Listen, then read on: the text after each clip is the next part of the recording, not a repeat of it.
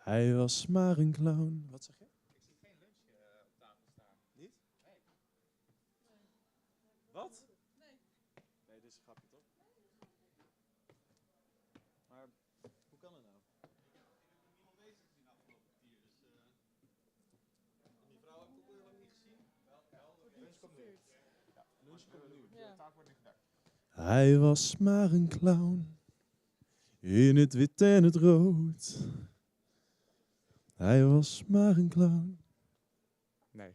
En nu is hij dood. Hoe kun je dit ding verstellen? Sorry. Kun je deze beneden leggen? Deze doet het. Wil je meer headsets? Ik wil meer headsets. Nou, laten we even kijken dan.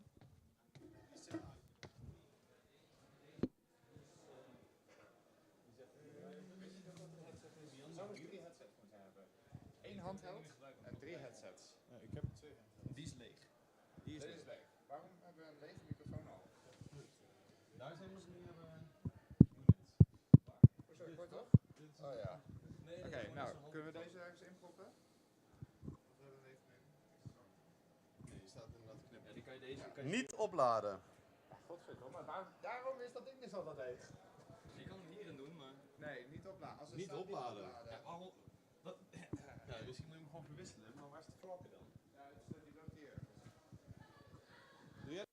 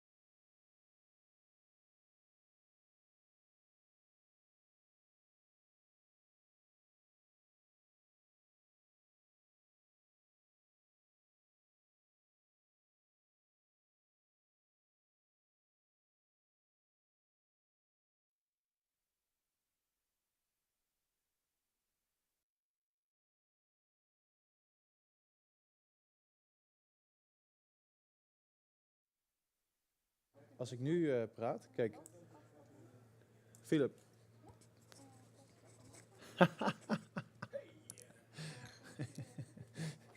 I was checking if you could hear me, but you're doing this. So yeah, you can hear me, right? Do this, right? Yes. Hello. I do it again. Is it okay? Goed. Louder. Ik moet luider. Oké. Dus deze. Ik zit op 3. Oh, 3 ken ik niet. This one's fine. Ik denk die, ja. En nu? Nu beter? Ja? Niet? Kan nog iets harder? Als ik te hard zet, gaat het Zo dan? Dit is het best? Nu is het hetzelfde als hem. Alleen dit is wel goed geluid op dit moment. Oké, dan doen we het uit.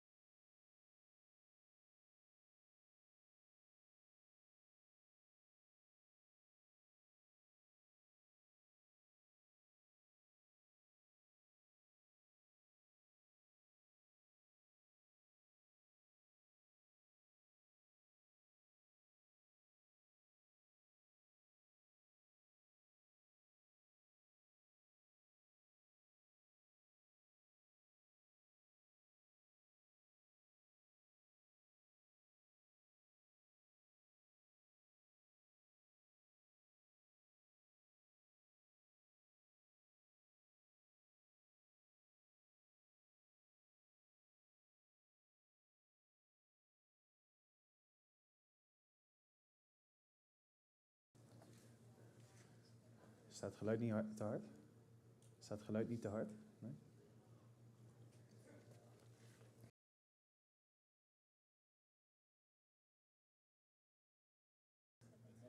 Are we live? Yeah. All right. Well, welcome back, everybody.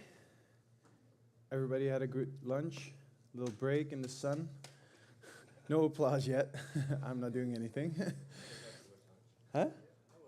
You were happy with lunch. That's a good thing. No round of applause for the lunch, so nobody was. Two general statements. There are still a lot of T-shirts with wagtail-space on it on the top of the stairs. Grab one if you want one. Leave one if you don't want. We will have a window of an hour and a half for a lot of presentations again, some lightning talks as well. For the presenters, please keep in mind that the presentations need to be 15 to 20 minutes with a 5-minute window of Q&A. But yeah, we have to be a little bit aware of that. Our next presenter was actually in the last one, is Ivan Pinto of carnext.com, talking about recovering the Agile main purpose.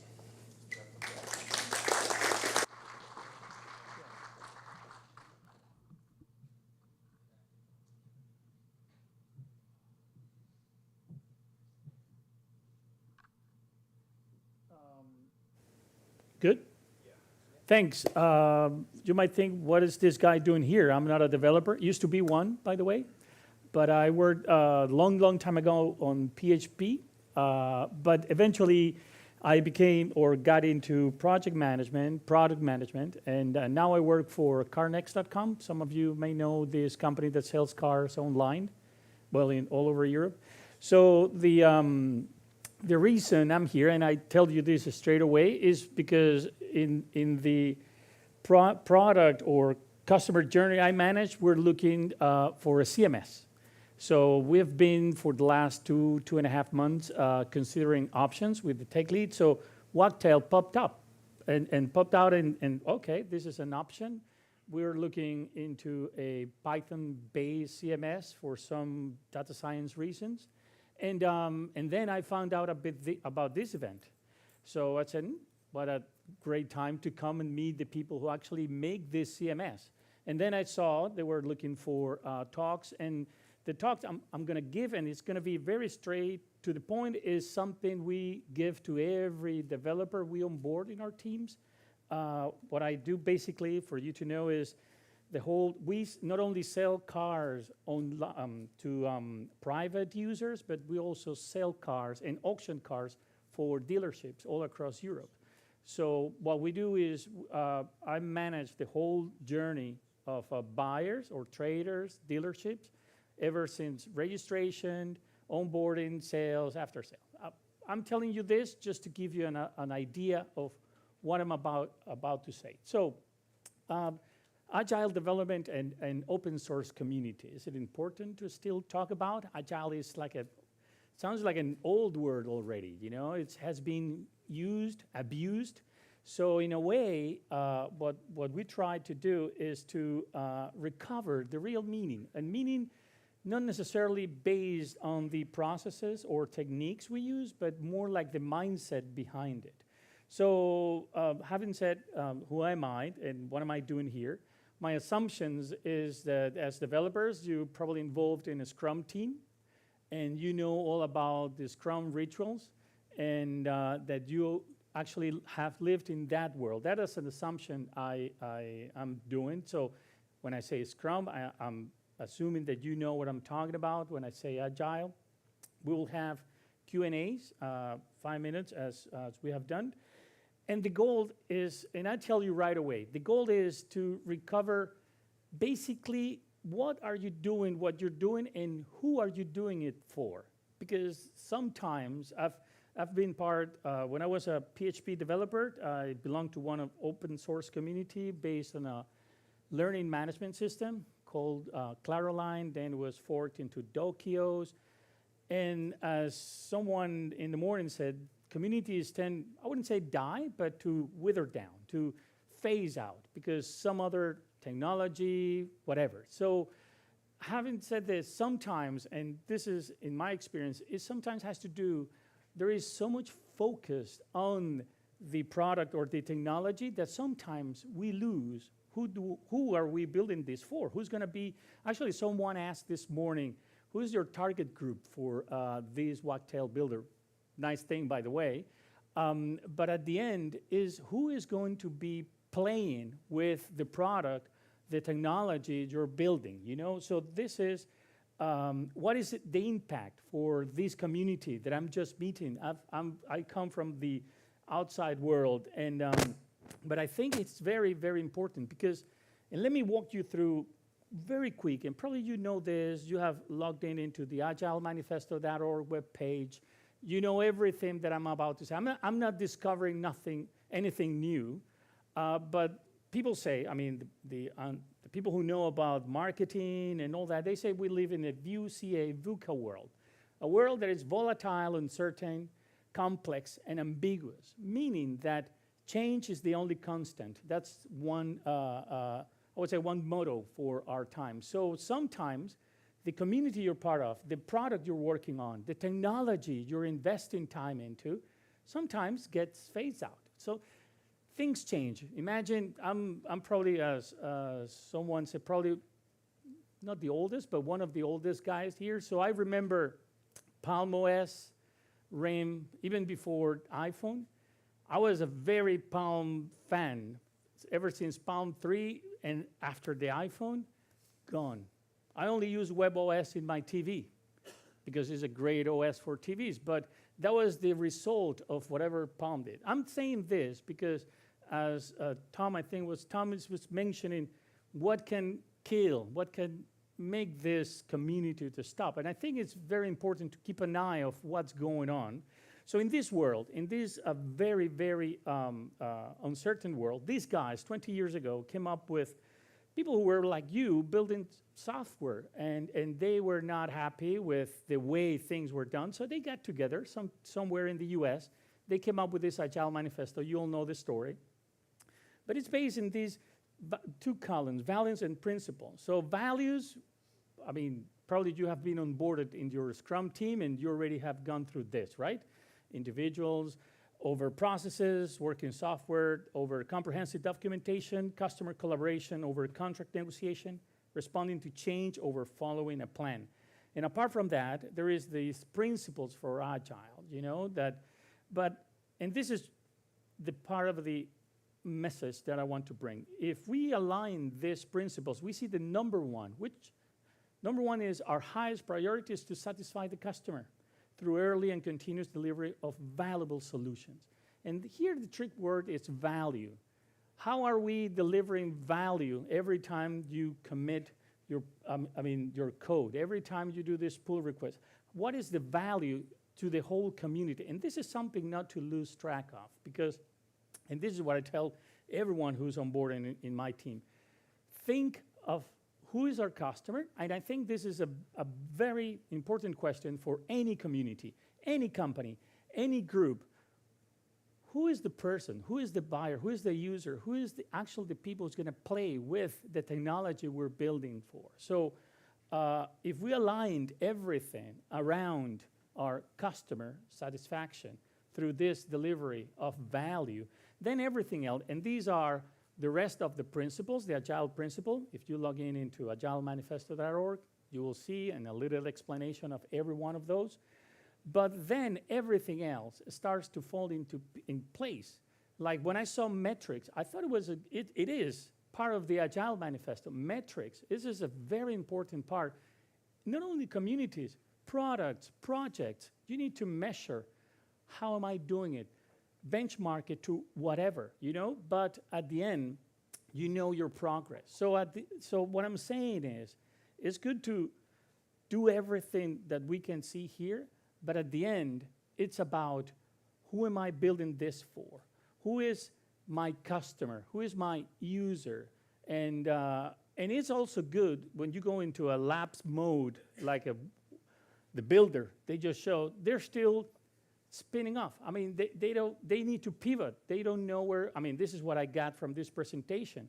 But still, who is the customer? Someone said, who's your target audience?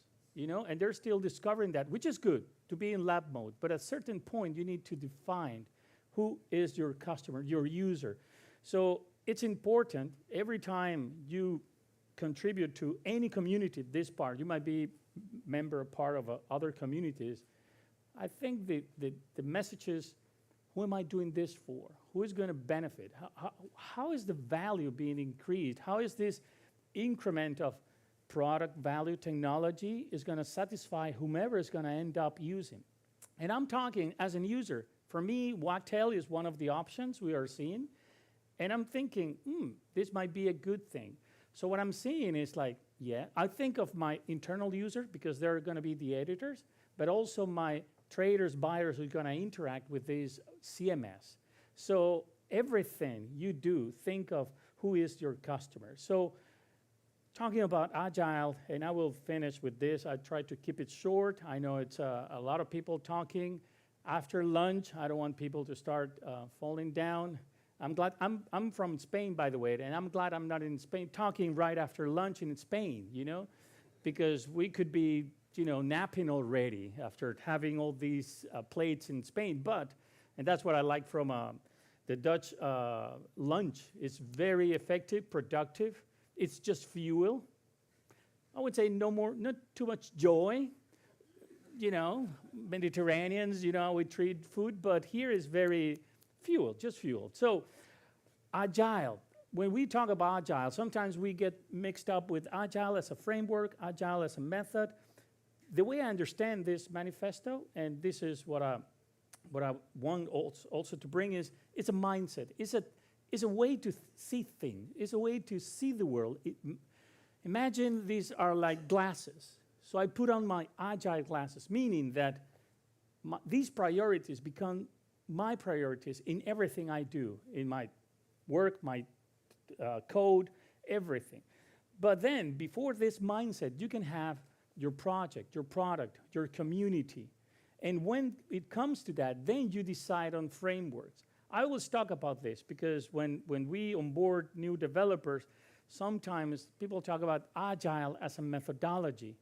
But in fact, it's not. It's just a way of understanding or having these values incorporated in the everyday life of your work. And but at the end, I'm just practicing my Dutch. It's supposed to be to take out there. I hope it's well written. But anyways, just to finish and to conclude, what I want you to take from this is what it's written there. Agile is a mindset, not a methodology. It's a way of seeing the world. A methodology, a framework is a different thing, and they work for certain reasons. Scrum is not the only way to develop software. We all know that, right? But it seems like we have taken Scrum and make it as Agile. And we think, we're going to do it the Agile way with sprint review. I said, that's only Scrum. That's rituals under Scrum. That's not Agile. So the other thing is Agile focuses on customer satisfaction, what we said before, by delivering value. So do you want to become an Agile development community, a open source community? Incorporate these values. Every time think, what is the value to the overall product? What is the benefit the end user will get even if it's just a security patch, even if it's just a minor bug? So incorporate. So I would leave you just with a question. I'm not trying to answer any question. What is the impact for you, having heard this, in your community, in your work, and in this case for the Wagtail dev community? What is the impact of thinking on this way, having the customer, the user, as the main focus by delivering value? That's it. That's me. Thanks for your time. Very quick, very to the point. I know time is precious. Any questions? Do we have any questions? I'm sorry? You maybe from online? Yeah, I have one about how it's hard for Wagtail because we have a wide audience. How do you find your audience? Yes. If a value for somebody, who's that somebody? How do we define who that is? Yeah, I think even for, I mean, when you have a company or a project that you have a paying customer, it's very easy to know. When you have, as you said, an open source community, then probably, as you said, you have a core team and say, who are we building this for? I mean, do we do this for the developers only? Then those are your customers. So whatever you do in your core team is to help developers. But by helping developers, you end up touching or impacting people like me who needs to make a decision. So my internal users, country admins, will be my editors. So for me, it's important how the community is thinking on these guys and these persons. So I'm not saying you need to only think of them, but with every product, you do your user personas. You understand who am I building this for. It's just zeros and ones. It's just code in a Git branch, or it's workable, feasible, tangible interaction, UX with it and user. So I would say it's hard, but probably you must, well, I'm not trying to say you must. You should, you might, but think of as a core team and as a community, who are my users? And you might have layers of users, you know? So these patch might help an end user. You know, for us, it's very important security. I have InfoSec on my neck. Give me the NIST. Give me, you know, whatever I'm going to bring to them, they just want to see security. So that is, for this specific user persona, a product manager who makes the decision for the technology, probably security. So in that way, you can create lanes or work streams of security to satisfy these user persona needs. So in that way, your community is delivering value by streams. Probably another is just UX and how I don't know, I'm sorry guys, I'm told to keep it short, so sorry. We could talk later if you want, but what's my budget? Right, very Dutch, right to the money, right? How much are we talking about? Give me your card, give you a call. All right, any more questions? No? No? All right. Thanks, guys. Thanks. Ja.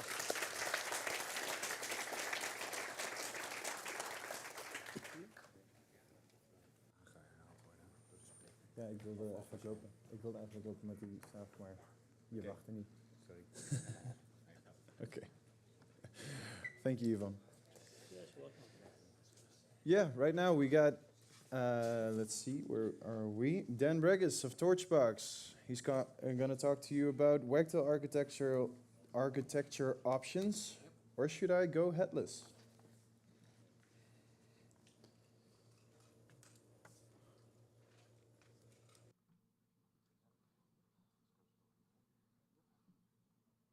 Oh yeah, and a quick side note, if you have a question, wait for me, I'll grab the poll and I'll make sure that everybody can hear you well, all right?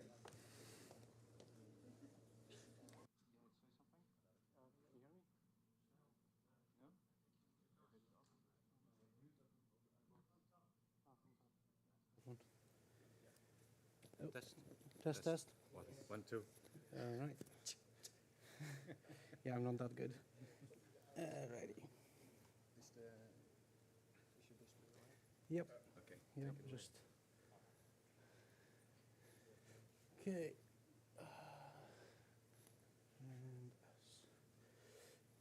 All right. Hi everyone. My name is Dan, and I work for Torchbox, and I want to talk to you about wagtail architecture options. So this talk will be less technical than you'd expect, and it's kind of geared more towards decision makers in companies, but also hopefully, you know, there will be little bits of little information nuggets that you can take away. Oh.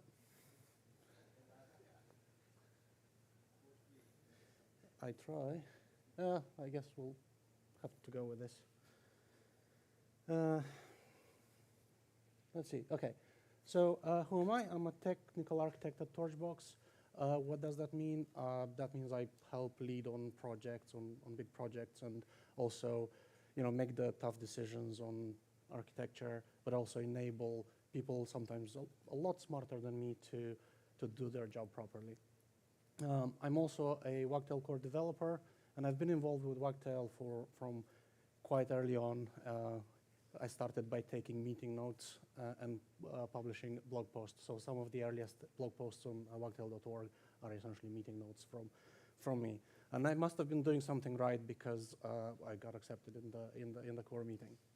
And also I am a maintainer for a number of packages like Wagtail Media, Wagtail Headless Preview, Wagtail Grapple, and a handful of others. So yeah, so what is this talk about? There we go. So this talk is about lots of acronyms like SSR, SSG, SPA, ISR, and so on, and hopefully less bad animations on slides. So let's take it one by one. SSR. What is SSR? That is, when we talk, so I try to distill architecture options into like 3 main categories. There are more that sit in between, but I won't focus on these. So SSR, server-side rendering, and this is, the good old boring technology that we all know. And it's the simplest model. Everyone does it. It's battle tested, it works, right? And what's really good about it, it handles every kind of use case because it has had so much run. Now, next up we have SPAs, right? Single page applications.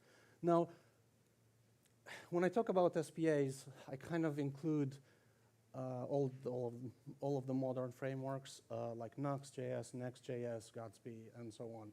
And it's a bit of a stretch because they're kind of evolved from that concept of a single page application where everything happens into this one little page. But doing star page applications or dynamic page applications doesn't quite have that ring to it. So I'm going to refer to that kind of frameworks or approach as SPAs. So like what is behind it? Well, you have a backend, in this case, Wagtail, that provides an API.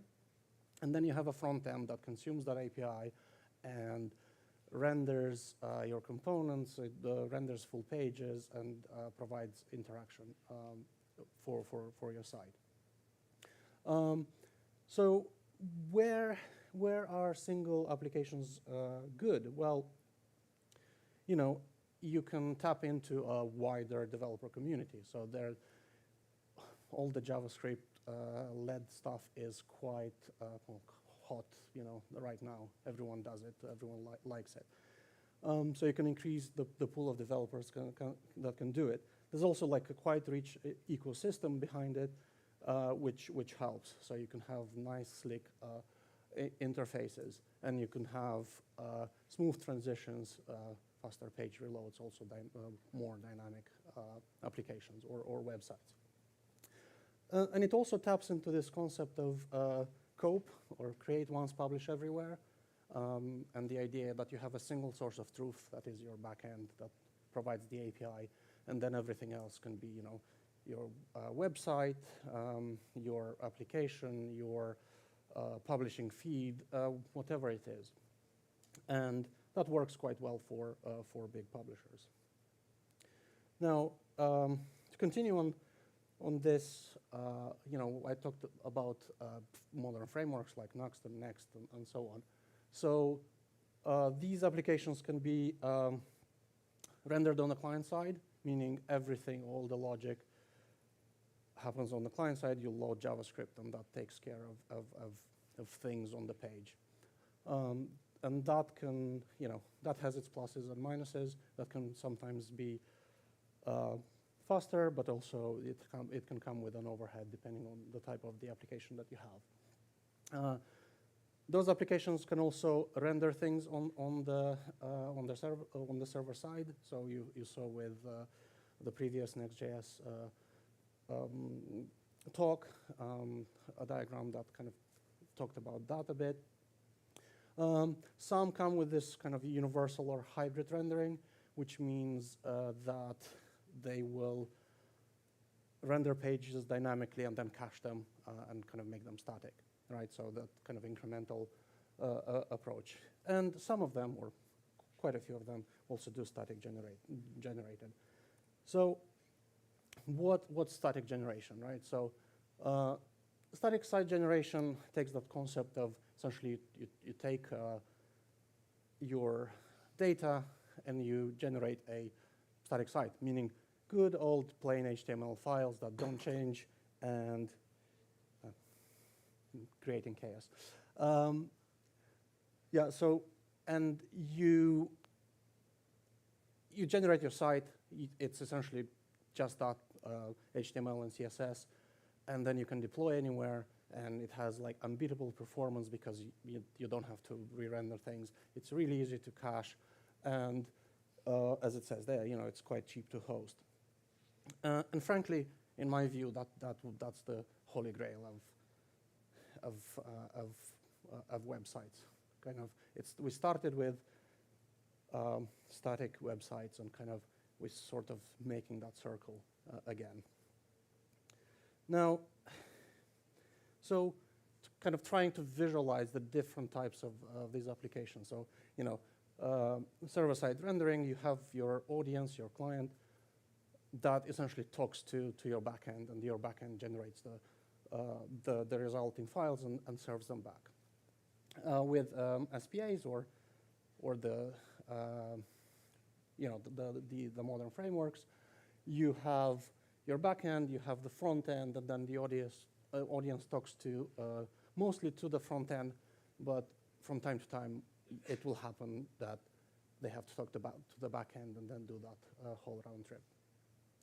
And then with SSG, essentially you have you have your backend that generates the static content, and then your audience will always hit that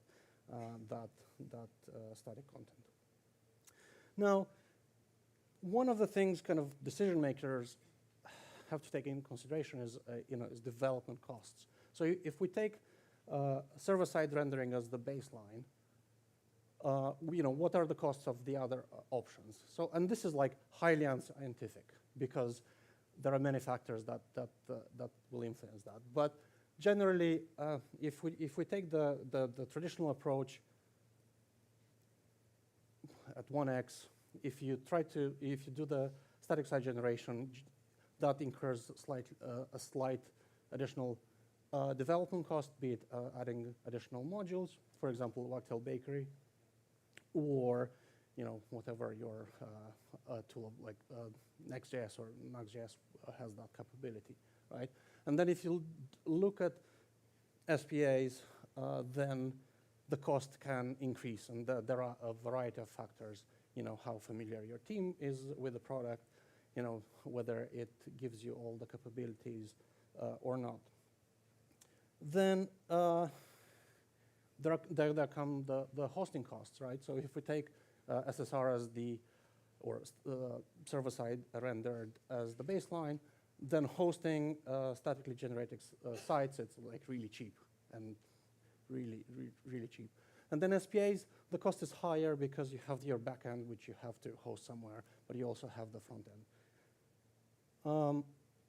Now, what are the disadvantages of static site generation? Well, if you want to have dynamic functionality, dynamic content, such as, I don't know, search, pagination, and you have to do additional tricks to kind of account for that.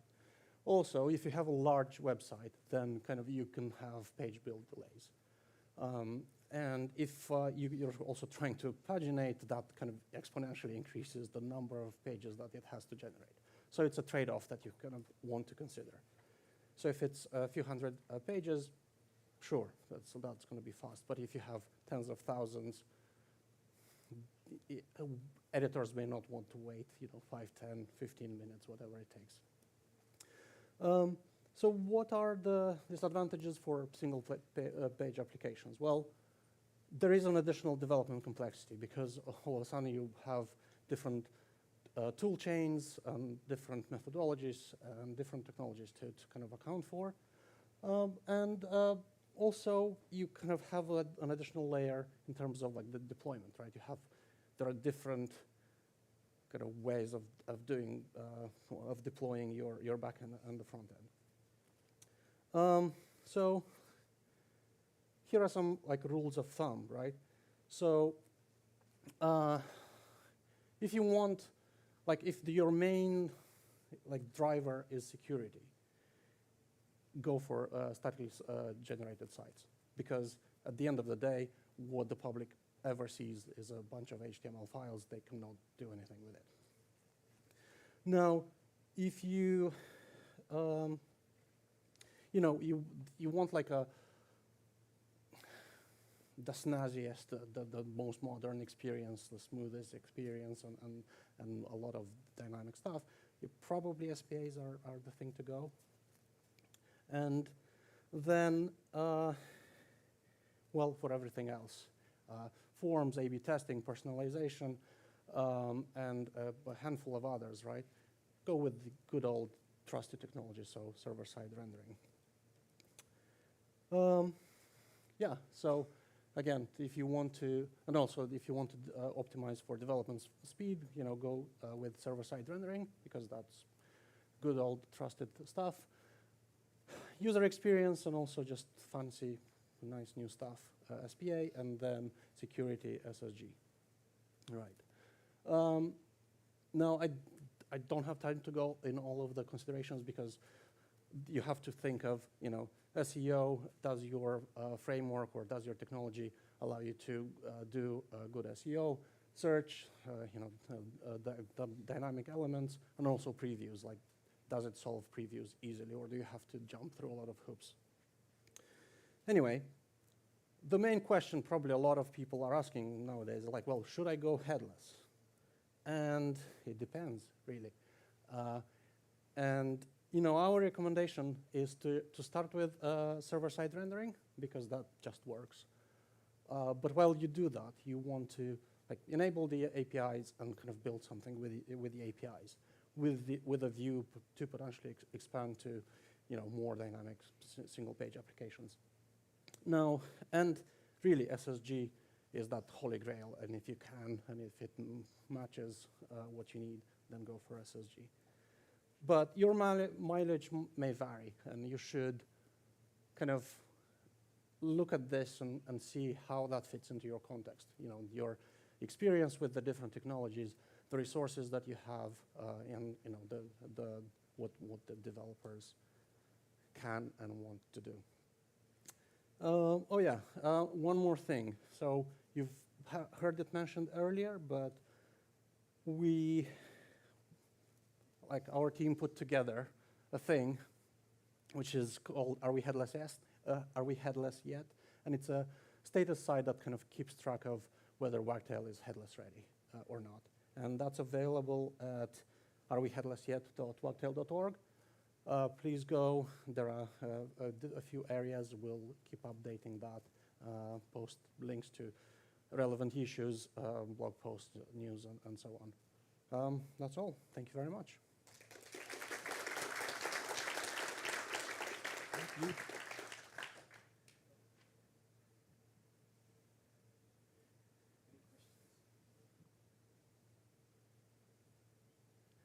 There's a question. Where? Thank you very much. So we've got a question from online from Kjartan.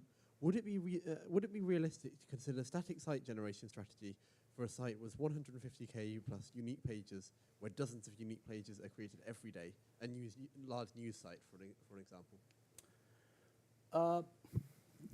Again, it depends. There are. What's the build time for that? What other capabilities are you adding to your site? If it's just like an archive of things, sure thing. if you want dynamic pagination and more than a search, you have to put the the work into making that happen. And sometimes that's not realistic. But the options are there. There's Django Bakery, and that will, or Wagtail Bakery, which is built on Django Bakery, that will allow you to do this. I know that Mozilla used to run in a statically generated website for, I think, MDN, so Mozilla Developer Network, but they eventually switched to good old server-side rendering because of pagination and search. So again, it can work, but it depends on how much you want to invest in it. Any more questions? Yeah, I'm just wondering if you ever thought or would advise on combining the options. For example, generating static pages for not much visit, like archive pages, and using server-side rendering for, well, the difficult stuff like search, pagination. Almost every site would want that, I think, the bigger sites. So. So, for example, we worked with JPL, and they have the main JPL website is a headless website. It's built with Nuxt.js, and some of the dynamic areas there, I kind of use a hybrid approach where we kind of piggyback on Elasticsearch, for example, to have that hybrid approach where with more statically generated content and more dynamic areas of the website. So it's one of the many possibilities. I kind of try to distill these in like three main, but there's everything in between, and people do that, right? People will do that, and there are ways. And sometimes even with Next.js, you saw there's incremental static rendering, which kind of does that. So there are ways to go around it. Any further questions? No, I don't. All right. Ah, there you go. Okay. Go ahead. So this is more just one about how to, from John Esther, about how to approach static site generation in the first place. So they ask, how should I make my blog static such that the user never hits the database backend but only accesses the static content?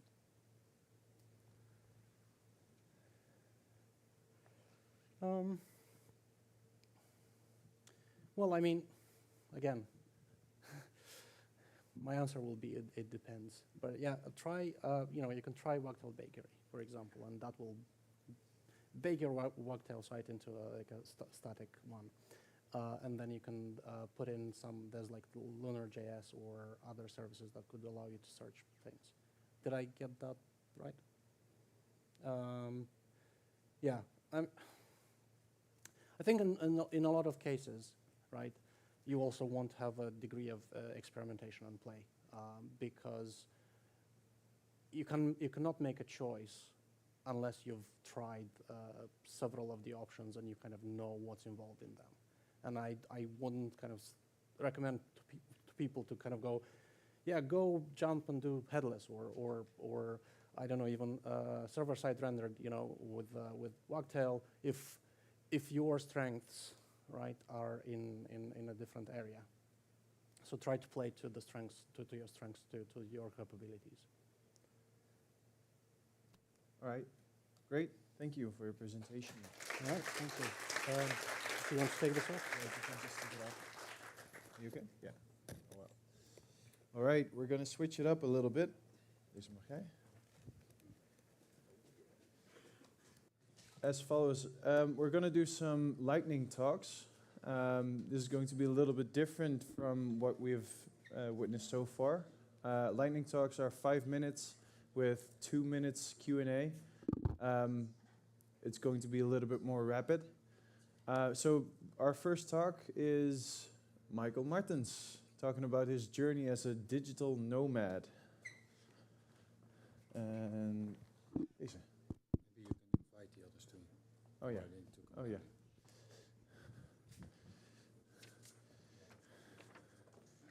And maybe just for ease, I'd like to invite Viggo de Vries and Lars van der Kerkhoff downstairs already so that we can keep the pace.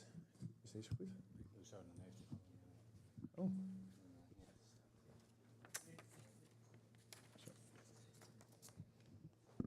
There you go.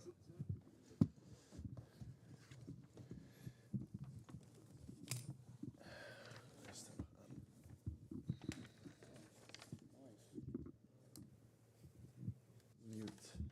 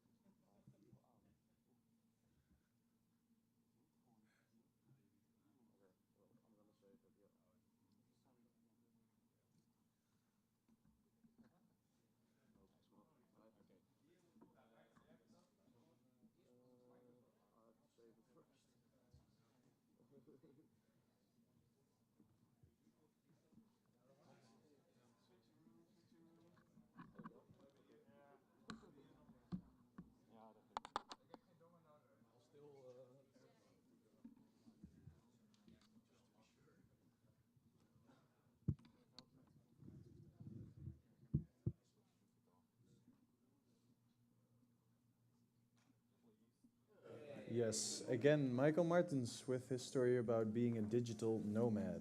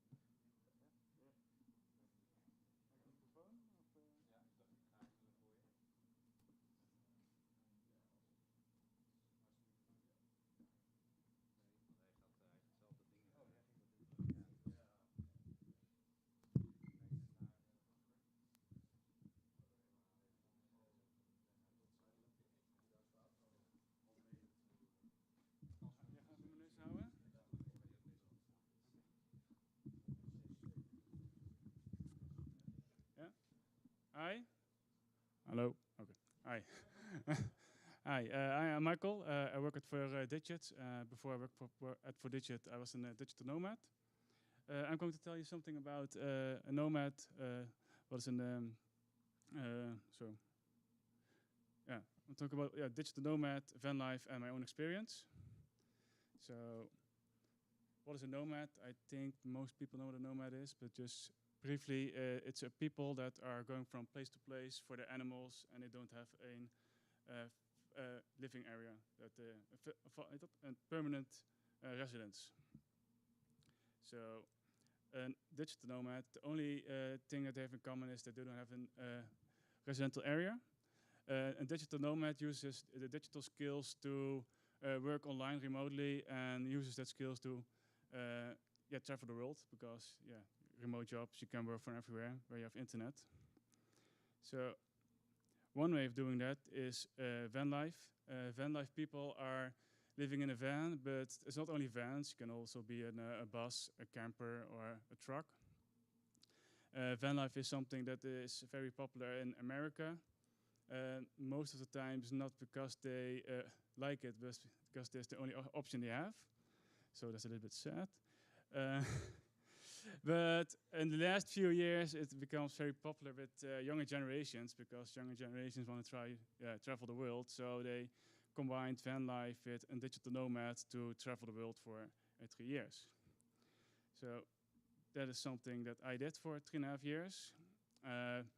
For a half year, I lived in Vancouver, Canada. When I came back to Europe, I built my van and I traveled Europe for some time. Only the first year was pleasurable because then COVID hit, a lot of restrictions, a lot of things were closed. Police didn't like that I was moving a lot, so not the best time. I built my van in like 1 month, 2 months, working on it full time. I had some few requirements. It needs to be an automatic because I like to drive easy. I don't want to change everything. Like everything in the bus needs to be ready to go. I don't want to every morning wake up my bed put my bed away. It needs to be all fixed. And it has to have enough power because sometimes you need to work whole day, so you need to have enough power for that. So I found this, with the inside, so all the pictures, and the orange PostNL van it was cheaper because no company wants an orange van, and I can find it easily when I park it somewhere, so it's a win-win.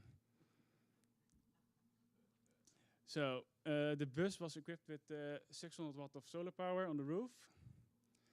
For most of the times it was enough power, but in some cases, like when I was up Norway, then in the end of autumn, it was not enough. It also had a connection to the car engine.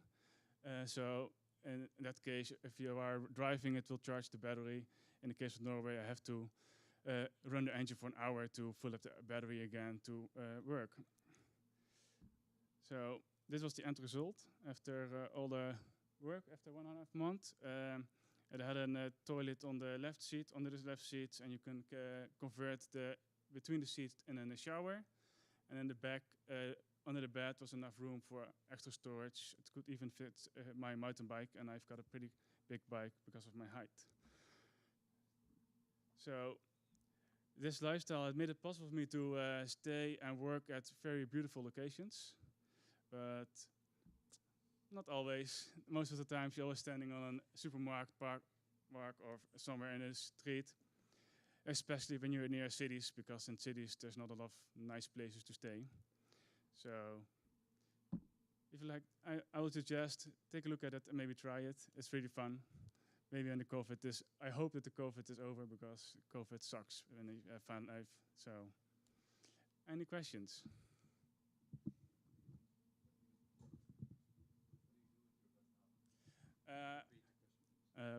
You asked what I do with the bus now. I've sold the bus because I didn't know what to do with it, and I saw all the gas prices, and I think that in a few years everything going to be electric, and I'm like, what do I can now?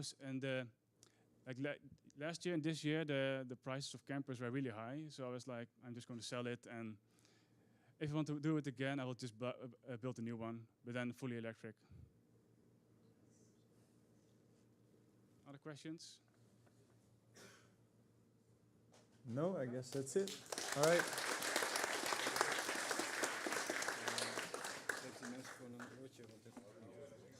Nee, dat werkt niet. Oh. En nou, Vigo de Vries. Vieze de Vries? Vigo. Vigo. Ik zet even iets op je oor. Tja, je krijgt het gewoon. Zo. Zo.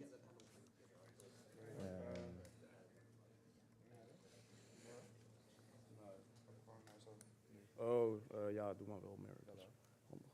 Misschien. Okay, so he's going to talk about moving wagtail pages. So how it's currently working, if you have a lot of subpages, you actually get a full list of the pages and it's paginated. So without a search, so you won't be able to find your page if you have to scroll through thousands of pages. So what we did was we made it use the admin page chooser, just like in the moving bulk page. So now you can just search your page and find it way easier. So that's basically what we did, and yeah, it's finished and it's being reviewed and merged.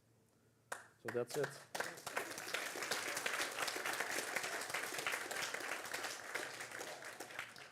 Any questions? We could. Oh no, not. Oh yeah, on my wrong laptop. Okay. All right, that's it. Cool. Ja, doe ik.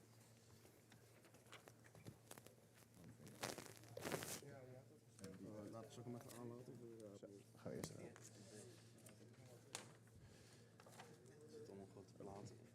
Lars van de Kerkhof.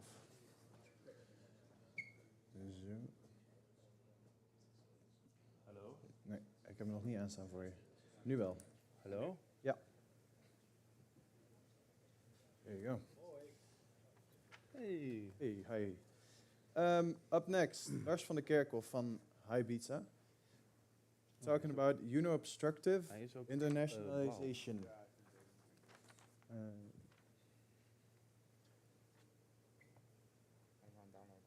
Check your downloads. Oh ja, moeten we even page slide 1. Slide 1. Zou je daar gewoon beginnen? Yes. Yeah. Hello. My name is Lars, and I work for a company called Ibiza. We build mainly web shops and but also regular websites using Wagtail. And I'm going to do a quick talk. So this talk is called Unobtrusive Internationalization. So about that internationalization, I think it's really obtrusive. Right. So what does it actually mean? Internationalization is making your site translatable into another language. So Wagtail has you covered. And Wagtail internationalization is built in. And for the page tree, that's actually a really great solution. I wouldn't change anything about that. However, it's not always that your entire project is only built in Wagtail. Usually you also have models that are regular plain Django models, and these need translation as well.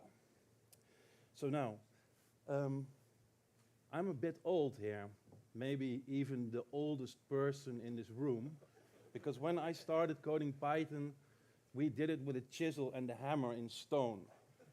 But the first thing that I started doing when I started coding Python was actually internationalization for Django models. And this time, I think I might have it. So let's talk about obtrusive internationalization.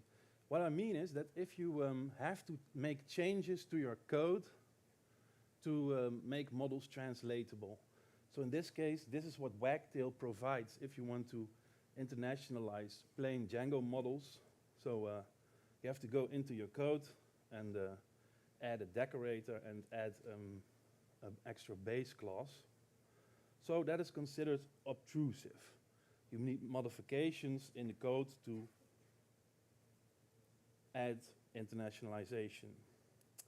A different method for translation of models is model translation, and in this case you need to write code like this. You need to put it in a file called translation.py and also check it into the app that you are want to make internationalized. Yeah, that's it. All right, so it would be nice if we didn't have to change any code. It would also be nice if we didn't have to change any queries. And it would be even better if the performance would be unchanged. And also if we had proper migrations for all these changes. So some of the things that I just showed you, they don't actually make migrations for the fields that can be translated. So we need that. And then the last bit, we want to make this work for models that are not part of the project code. So models that live somewhere inside packages, maybe even models that are built in with Django. We need these nice things because we want to reuse code. We don't want to write code that can only be used in a context of internationalization. We want to just write things that do one thing and reuse them in a lot of projects if they are internationalized or not. And we want to internationalize existing projects. And we don't want to spend any time doing it. No effort, please. That's what we need. So what are you standing here for? Go fix it. Dref.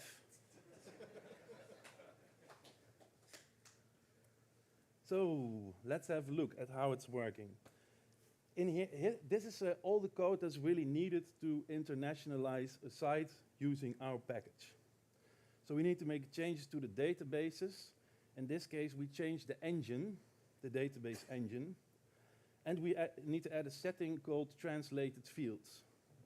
What you're seeing here is first the app label, so that's example, then the model name, it's called example, and then the field name, it's called second. And behind that, you have to state if you want to have a fallback. So if you haven't translated the field yet, should we use the value from the main language? What you're also seeing is that we actually made the permission name translatable. So these are models that are in Django, and you can't actually translate the permissions. So these will always remain in English no matter what you do. They're not translatable. So how do we proceed from that? So this package comes with a couple of commands. The first command is called make internationalized migrations. I18N is actually short for internationalization. So what happens when we run this command? We generate migrations, but only for the part of the code that deals with internationalization. So here you can see that for the permission model that's built into Django, we generate a couple of new fields called name Espanol, name French, and name Dutch. Now these migrations, when you take a standard approach, they will go into the migrations folder that is in your site packages. That's not what we want. Not all sites have the same languages. So if you look carefully, you can see that the migrations actually go in the project. So the project is called example. There's a folder I18N migrations, and then a folder for the app. That's where the migration goes. Next up, we have to apply the migrations. So in this folder I18N migrations, for all the apps that we have translated fields for, we can find only the migrations that deal with those translated fields. Now we also ship an extra command called A18N migrate, and it will just take the migrations from the original app, take the migrations from the I18N migrations folder, combine them, and then run all the migrations. So that means if you have changes in your app, maybe in Django, you will find that out because it says there's maybe a merge conflict in the migration tree. You need to add a merge migration. Maybe some field was added or something has changed to the field which you made translatable.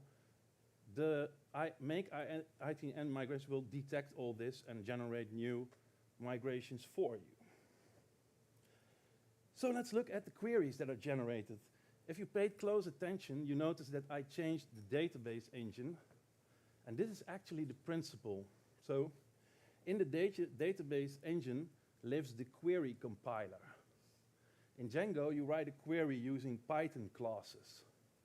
These Python classes, based on the ORM you have chosen, will get turned into SQL statements. And this is where we hook into this process. So depending on which language you are currently in, it will change the column name for the field that is translated. So if the field is in the settings, it will note that and generate this query for you.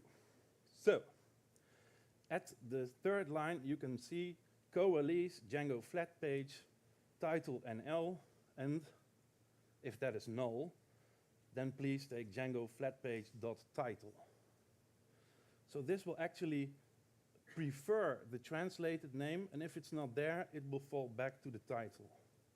So in this case, I made two fields translatable, title and content. Yeah. So here is why we don't have to change any code. Because we don't need to, because nothing has changed. If you run migrate, it will know nothing about the migrations, only I18 and migrate will know this, but we do have the migrations. Okay, so here you can see what happens with the permission. On the left side, you can see address, then land, and can delete country. And the model is translated. On the third line, it says adres van gebruiker. This is Dutch, but can add user address is still English. On the right side, I have these. I translated the name field of the permission, so it says address land kan land toevoegen. And this is code that lives in Django, and I could still translate it, and my migrations are in my project. So we have a lot of tests here, and when writing tests, we try to find the limits of what we can do with this approach. So here's some weird things that work. Filtering with underscore, this works perfectly fine.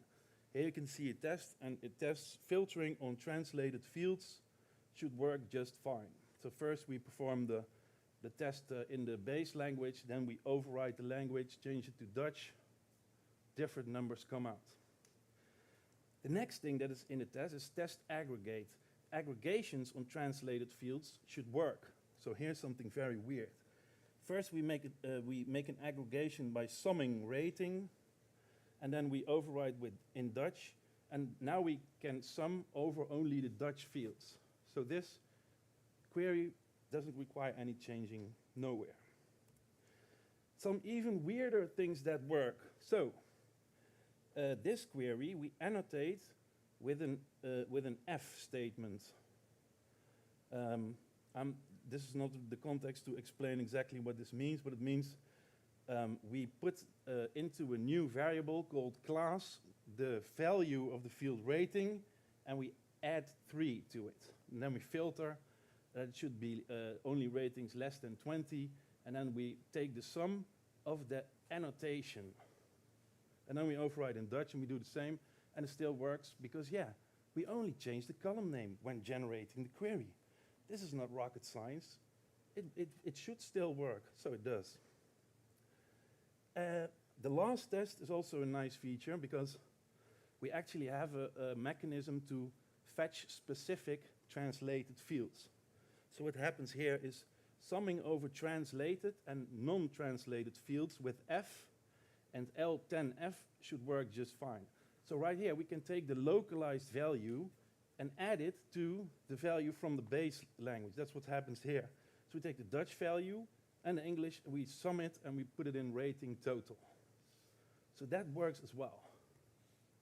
Now, we have been using this for 2 years in production, and if you are interested, please have a chat with me or my colleague Geert-Jan, he's up there. And this is it.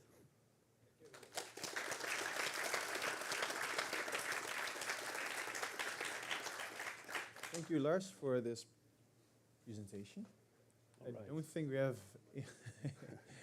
any time left for Q&A, but if you have any questions, please feel free to ask him at the bar at 4 o'clock. We will continue. Wacht even, er is nog een ding. Ik ga niet in het boek grabbelen.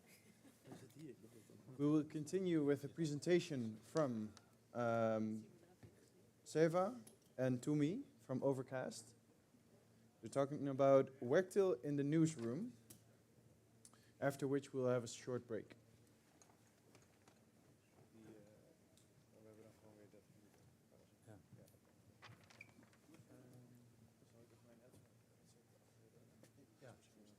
Do you want both a headset? Just a microphone? One? I can give you the headset if you want. Can just use a, I think like, how is it? I don't know, you do put it on like this, I think. Yeah? Yeah. And then this thing goes against your cheek. Like this? And that's a microphone. So. And Thank you. can you hear me? Okay. Oh, okay.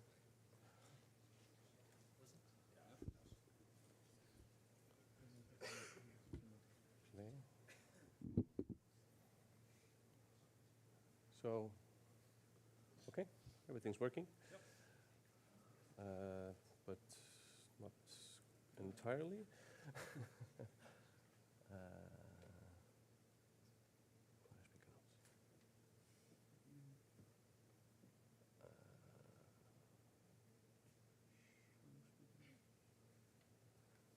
Do you know? No. Oh, it's here. Yeah, there. Present. Okay. Hi. My name is Sævar. And I'm Timmy. We are with Overcast in Iceland. We've been building wagtail sites since version 0.6 or 8 or something, so it's been a while. We've had with wagtail. We wanted to show you what we've been doing with news sites specifically. In Iceland, some of our clients are news organizations, and they are a bit special in some ways, so we just want to share our experience with working with them. Yeah, this involves ads, so we're sorry about that. So news organizations, they are, like I said, a bit different from our regular clients. They are really like fast-moving, always reacting to like events and news in our society and what's going on in the discourse.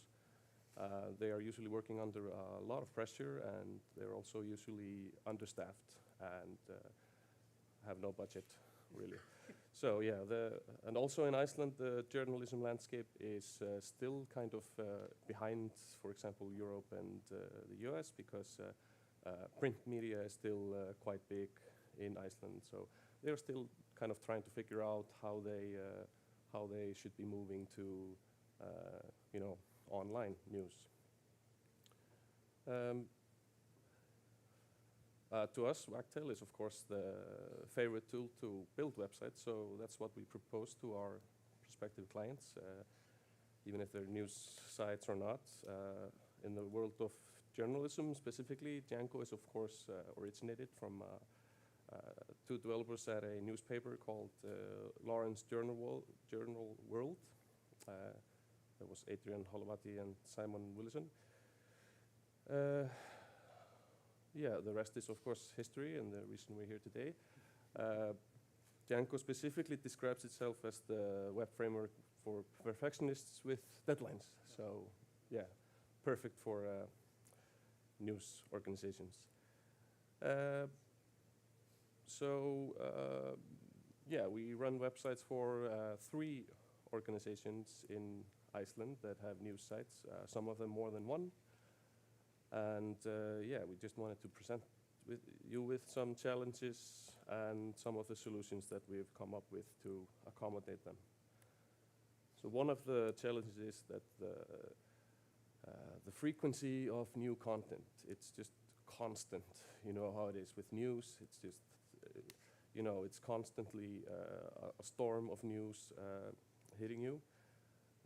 So we have content creators that are writing like multiple pieces of articles every day and multiple reporters. So here are 2 screenshots from 2 of our clients. So they have like 170 or 160,000 pages. One of them has 356,000 images, 11,000 documents, 12,000 almost.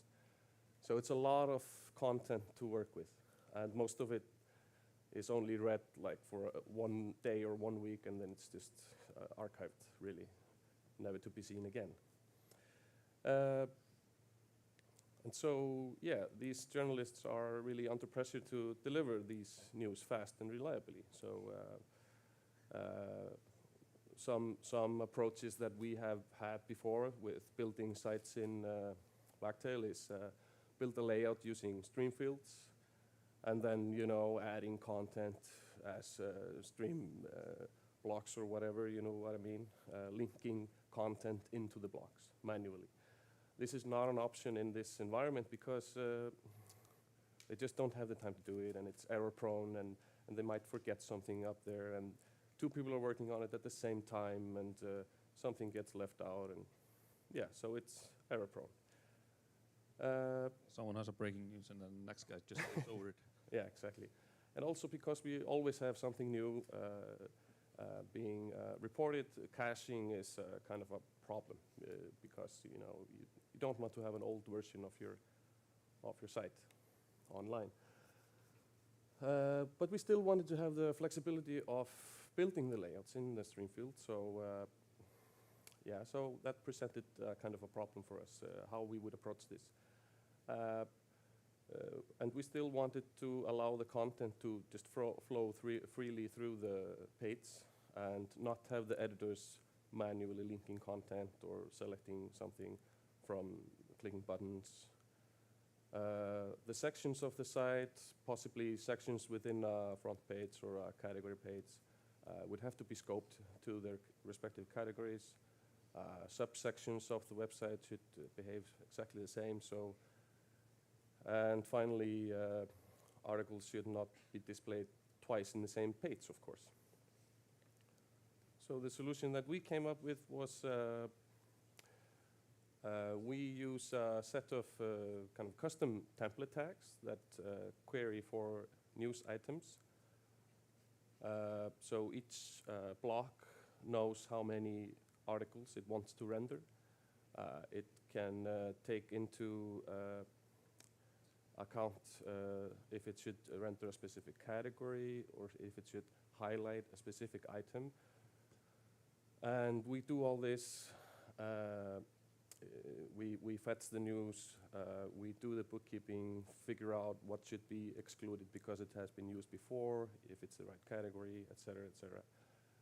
In the end, each block knows how many, which items it should display, and we know which items this block would display, so we will exclude them in a later part of the rendering of the page.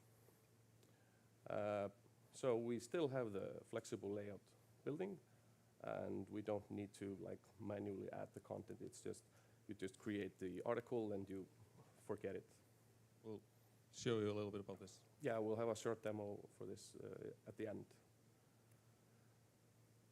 Another problem some of our news site clients have is that they stream a lot of videos. So of course, streaming videos is extremely expensive. If we use for example, one of the available packages or most of the available packages for Wagtail to store media, we would have to store it in like S3 or on the server or whatever. This becomes really expensive really fast. Of course, you could put your CDN in front of it, but that's still expensive. So in our research, we found out that Cloudflare has the best prices for video streaming in the industry. So I think it's Yeah, it's like 10 times. yeah, it's like a factor of 10 times cheaper. Yeah. They also will include a ready-to-use video player out of the box. So what we developed was a solution in it's like a small Wagtail package that we developed where you can upload a video directly to the backend, but it will bypass all upload mechanisms in Wagtail and will just upload directly to Cloudflare, receive a token back. And we will use that to, of course, render the player that Cloudflare provides. So that was a really good solution of that problem.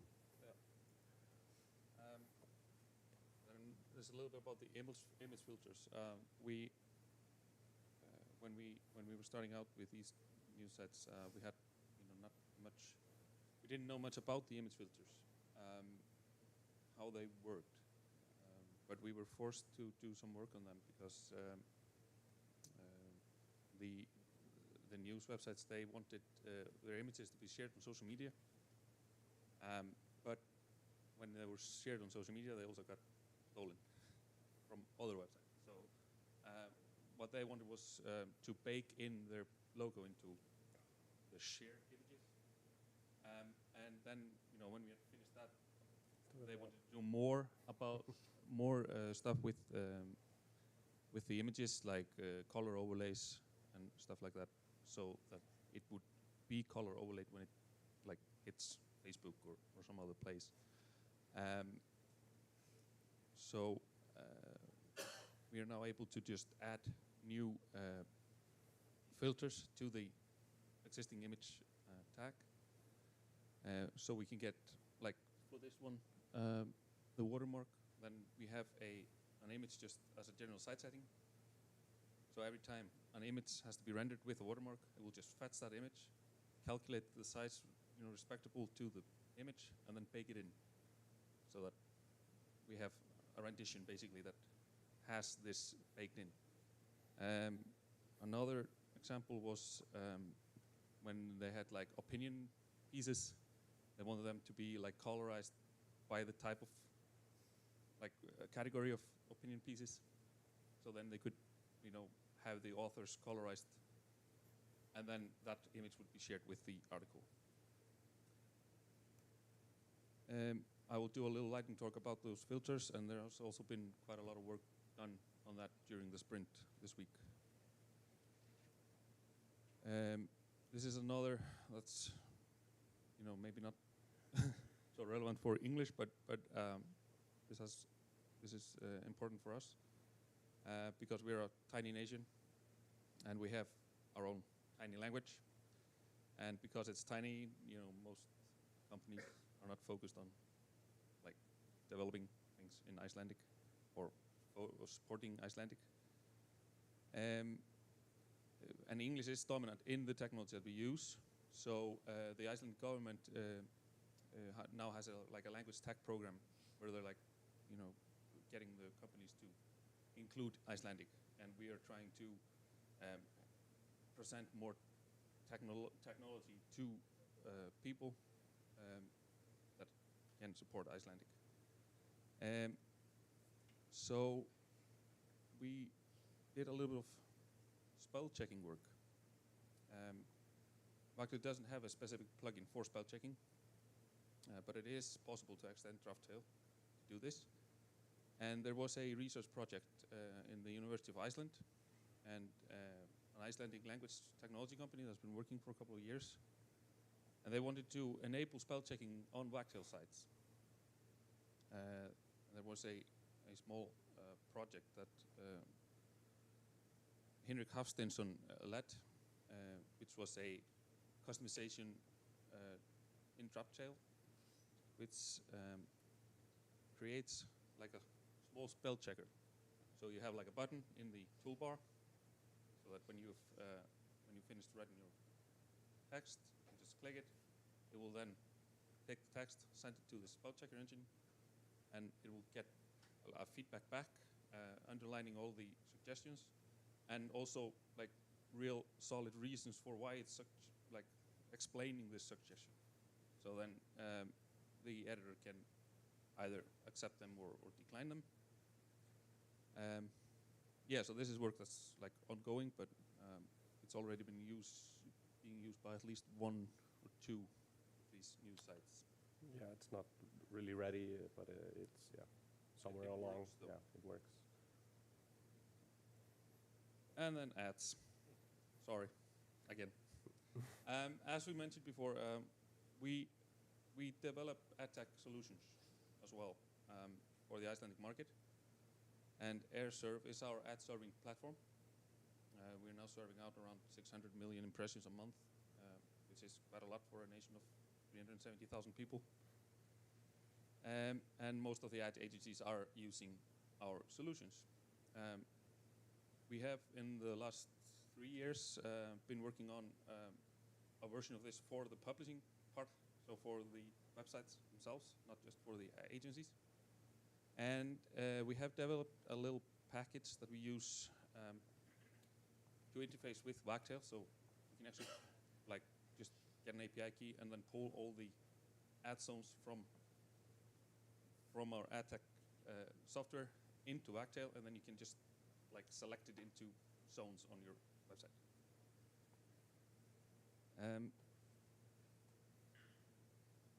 Yeah.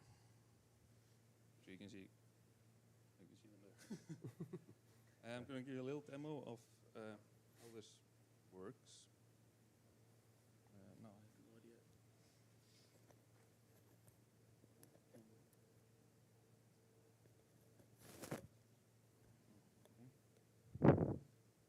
Do it like this. So here's the premier news outlet for wagtail-space, of course. So we're going to preview the page. So this is a basic template built up using stream fields. Maybe you can show us how you lay out it. So you just create a news block. It's nothing remarkable really. We have a few layouts defined, like how you want it to appear. You can preview it. So now we have one featured news item on the left. And all the other news just get rearranged really through the rest of the blocks if you change something. So if you feature an article in this block, because you want to highlight it, so you notice that there's no content there really. It's just referencing a template. We're going to highlight the Google Summer of Code. So that's been moved up to the front, and the rest just rearranges, which is nice. I think it's missing. It's missing an ad. So we pull it out of we have an ad block. It's rendering the snippet, which is created from the API that is communicating with the ad server solution that you have. And so, yeah. Yeah, so this is just a little bit, and I'll do a little bit on the filters later on. So, I think that's it for now. now. Thank you. Thank you.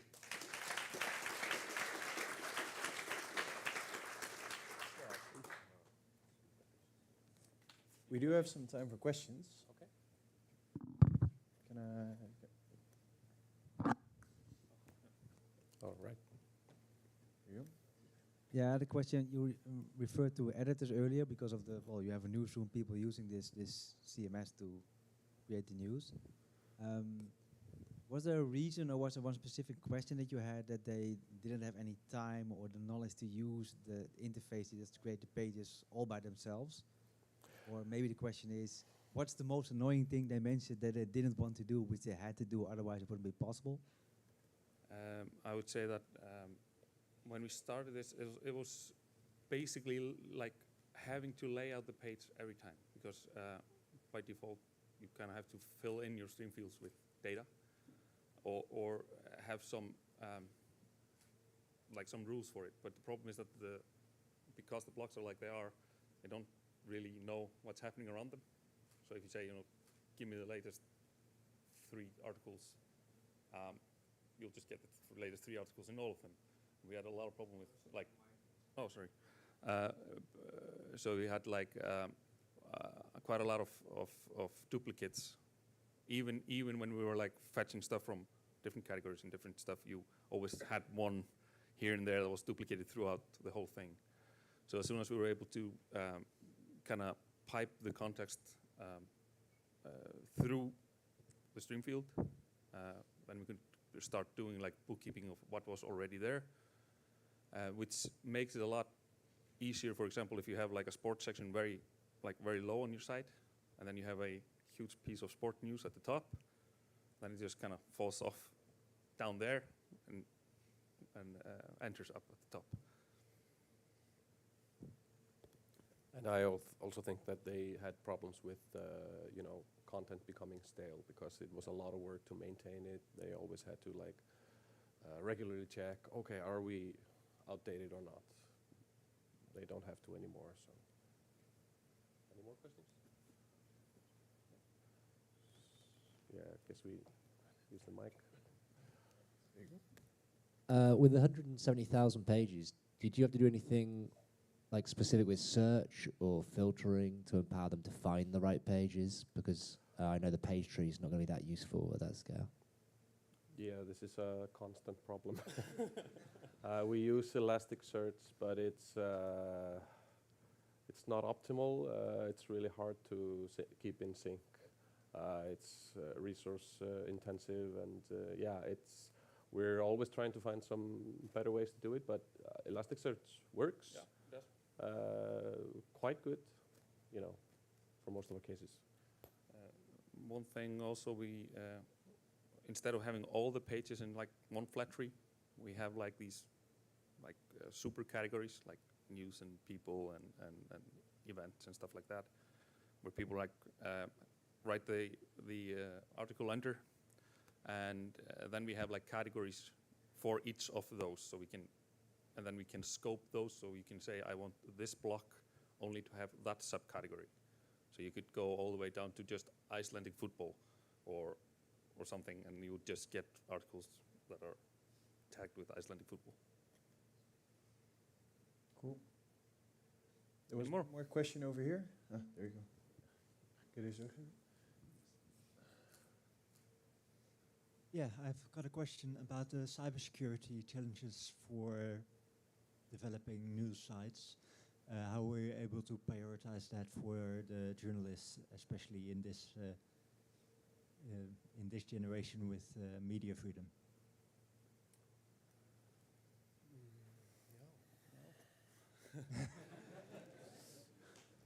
Can't remember that we did, but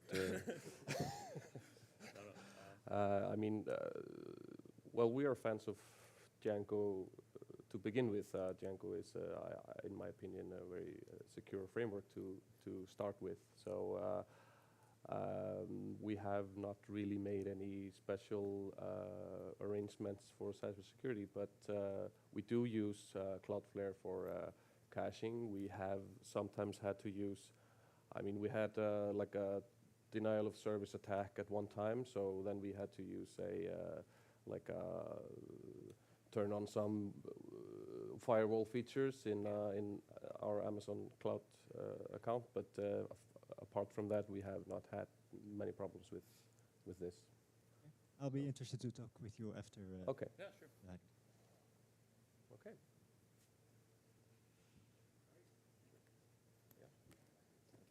Yep. Thank you. All right. Thank you.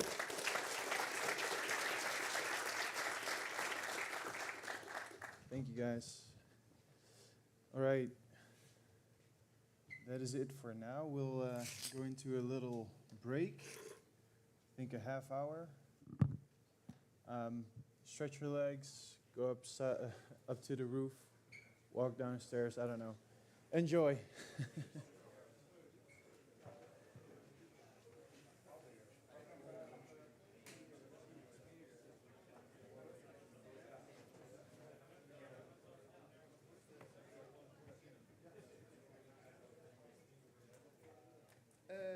Ik weet niet dat... All right, please be aware, we're going to start up again at 3 o'clock, so that's 25 minutes. Ik weet niet hoe die airco werkt.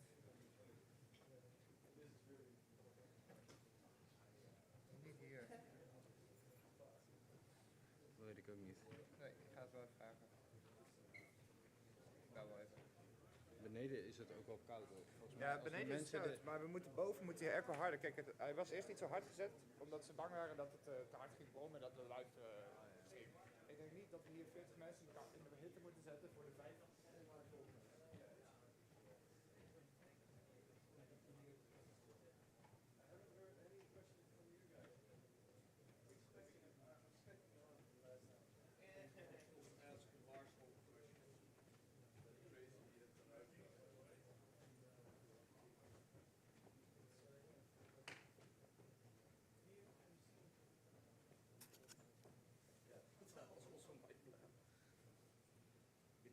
It's really funny. I always have minimum of 3 of them. Really? 3 different? Oh my god. That's a fortune right there.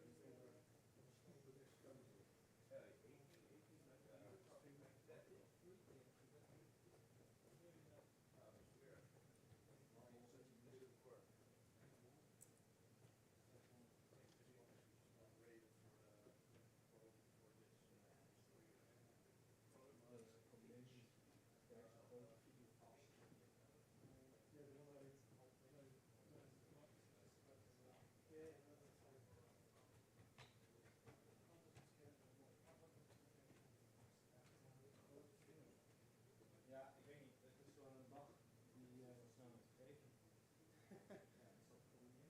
Ja, ik weet ook niet wat het is. Maar zien jullie er op hetzelfde moment allebei mee op? Ja, die USB-device of iets? Ik weet het niet. Ja, maar ik weet niet, maar ze doen het ook niet op andere boards. Ze doen het ook niet op mijn computer. Het zijn echt apparaten die het doen. Of de hub. Nee, de hub doet het wel. Daar zit een de soundcard. Weet je, dat we vergeten zijn met alle stress om Onze camera's hebben het gegeven, dus we gebruiken nu gewoon de laptop. Maar ja, dat is even. Waarschijnlijk mensen gewoon hier naar de Arco gegeven, stilgeplopt. En ja, het lijkt zich echt zo bij. Ja, zie je wel wel. Het is gewoon, het hoort natuurlijk eigenlijk de naam, maar het was allemaal zo rommelig. Ja, maar ik denk dat ja, dat wordt vanzelf weer.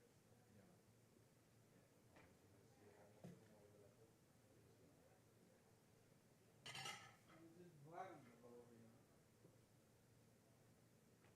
Die daksfeer was natuurlijk zo zeg. Ja, wat een vent ook, hè. Wat een boer. Zo, dat is toch revolutionair met dit gemaakt. Ja, dat is wel weer. Hij heeft gewoon, hoe heet het? De database backup voor geschreven requests.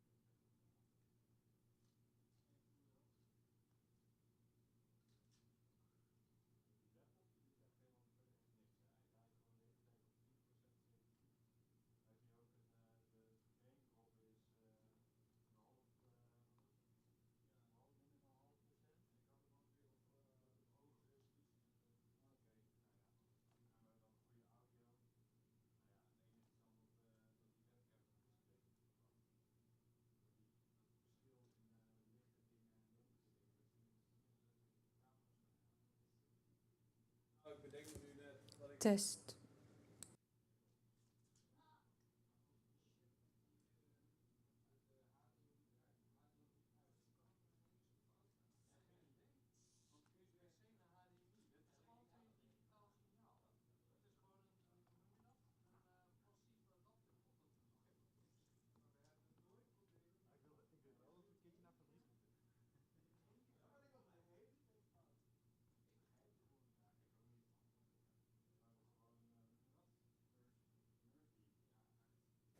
Test.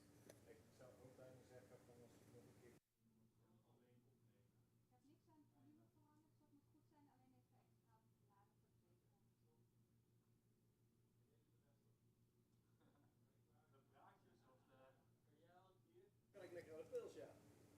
Oh, het is gewoon bijna 5 voor 10.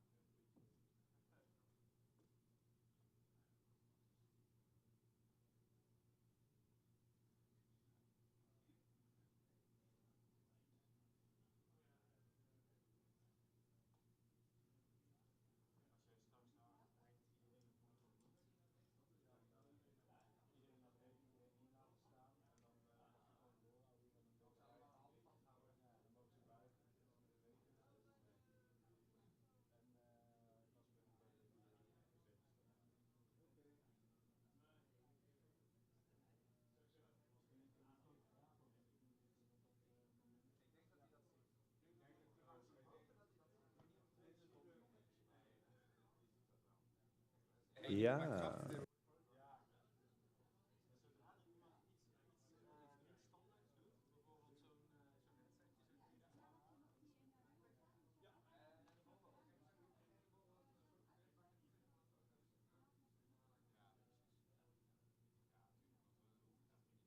Test.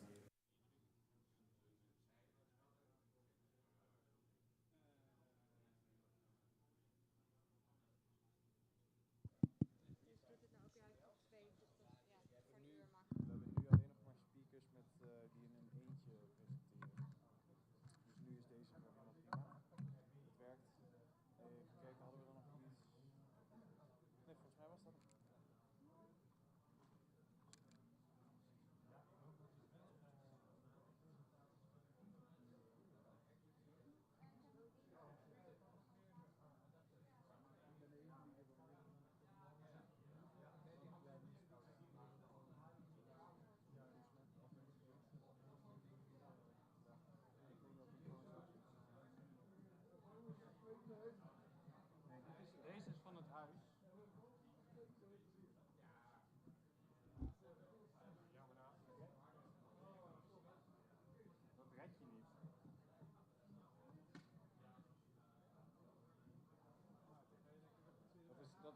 super kort.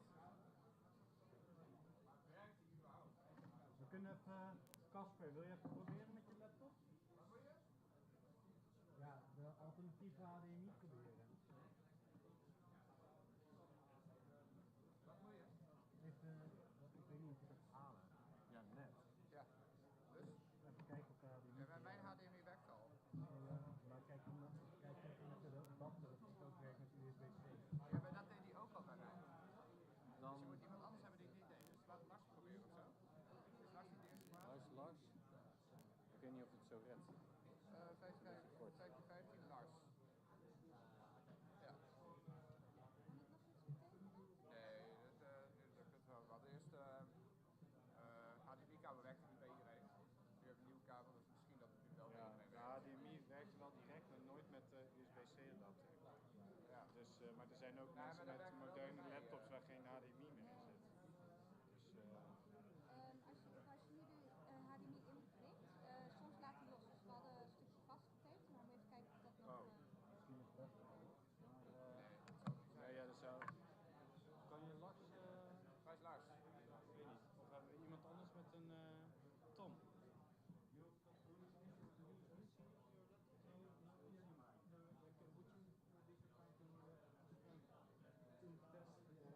The adapter for us. See if it works. That one there. And then we have got it. He already gave a presentation. Yeah, I know, but we can check if this works. Volgens mij is hij vastgezet aan de binnenkant, dat hij niet uitkomt. Hier nog iets dat we aan moeten... Hebben jullie hier nog aangezeten misschien nog iets bij? Wat is dit? Hier heb ik niks aangezet. Takes a while, doesn't it? It takes quite a long time, yeah. But I think we just try to short it for now. Check it out now? Yeah. I'm just not sure what it is. We have Murphy's Law. We have to bite through.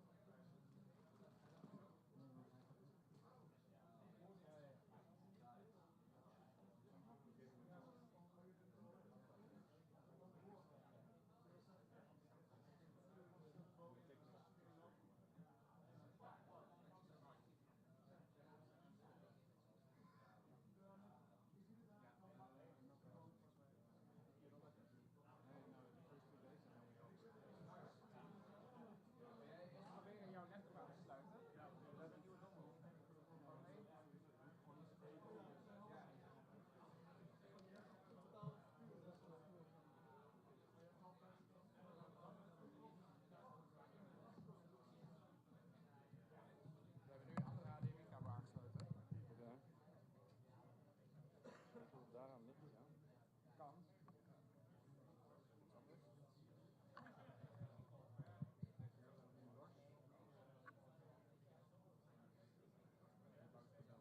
Hallo? Nee. Hoi. Goed? Ja. Maakt niet uit. Philip ophalen. Philip had het anders. Ja, maar ik weet niet of dat uit gaat maken. We hebben echt 4 jongens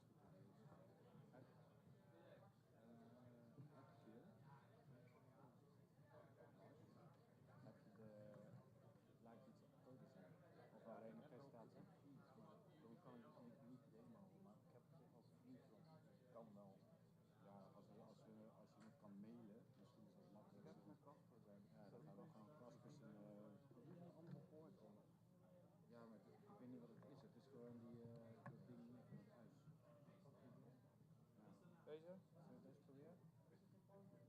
Weet ik niet. Weet niet.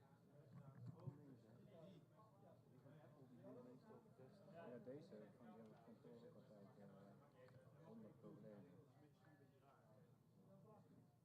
Ik kan me ook niet voorstellen, waarom doet HDMI niet wel als die precies staan te klaar.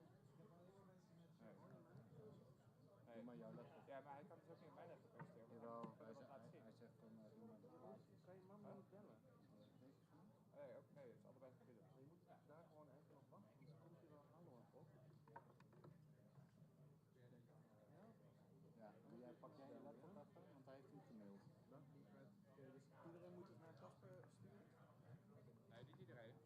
Ja, de mensen die HDMI hebben, wie zijn die hebben allemaal? Deze weghalen. Ja, heb je een nieuwe gestuurd of is het nog steeds de oude? Ik heb 2 gestuurd. Ja, oké, die oude had gestuurd, ja.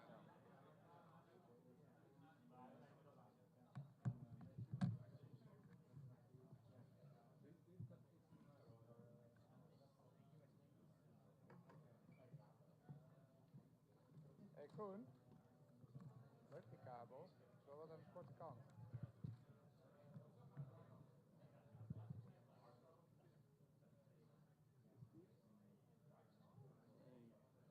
Deze toch? Ja.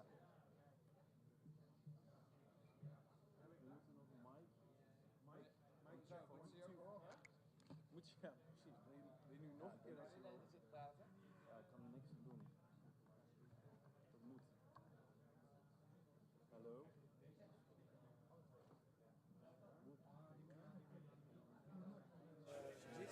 Hoi. Hallo.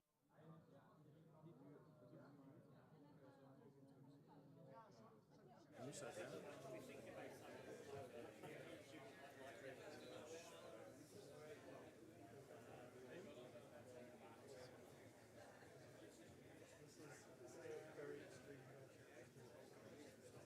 All right.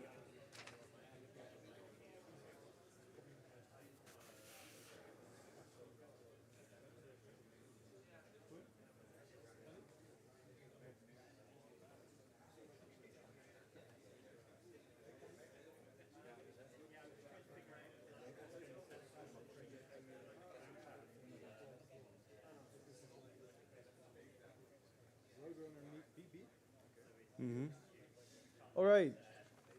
Thank you for rejoining us. This is going to be the last gap of presentations. We're going to have one presentation from Lars, then 3 lightning talks, and then one last presentation from Matthew. Right now we're going to listen to a presentation from Lars about Wagtail Roadrunner Beep Beep. Thank you, thank you. All right. Well, I'm Lars. I'm back. And this time I want to talk about Roadrunner. Roadrunner is a new type of page editor for Wagtail. And actually, it's not really new. So we've been using it in a different form for a while. But because this code is all custom, it's really hard to update. And so we made a rewrite, and in this rewrite we decided to use all the Wagtail fields as they are. So use the actual code. This talk is in 3 sections. The first section is the Zen of Roadrunner. And it explains the motivation behind Roadrunner.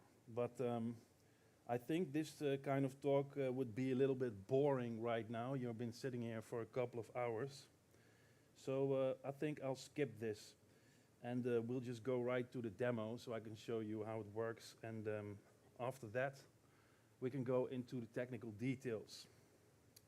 Now, giving the demo will be a bit difficult because, yeah, it's not my computer. So I hope that the screenshots that I took are enough to give you an idea. If not, yeah, please hook me up after the talk and I can show you the demo on my computer. So let's have a look. The first thing that I'd like to mention is that Roadrunner is just a new stream field type. So it's not really an entire UI or templates or whatever. It's just a new stream field type. If you use it, you can use it just like any other stream field. But it's also possible to have a global registry of blocks. And all the blocks that you register globally, they will be available if you use the field without any arguments. If you do use arguments, well, only those fields become available.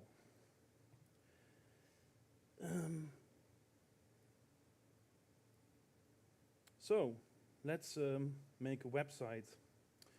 In this website, we have two columns. The left one carries the page title, some text, and a call to action button.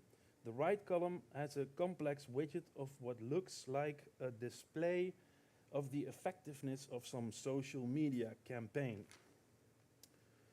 Now, let's have a look at the page editor. So this is it. What's going on here? There are a couple of things going on.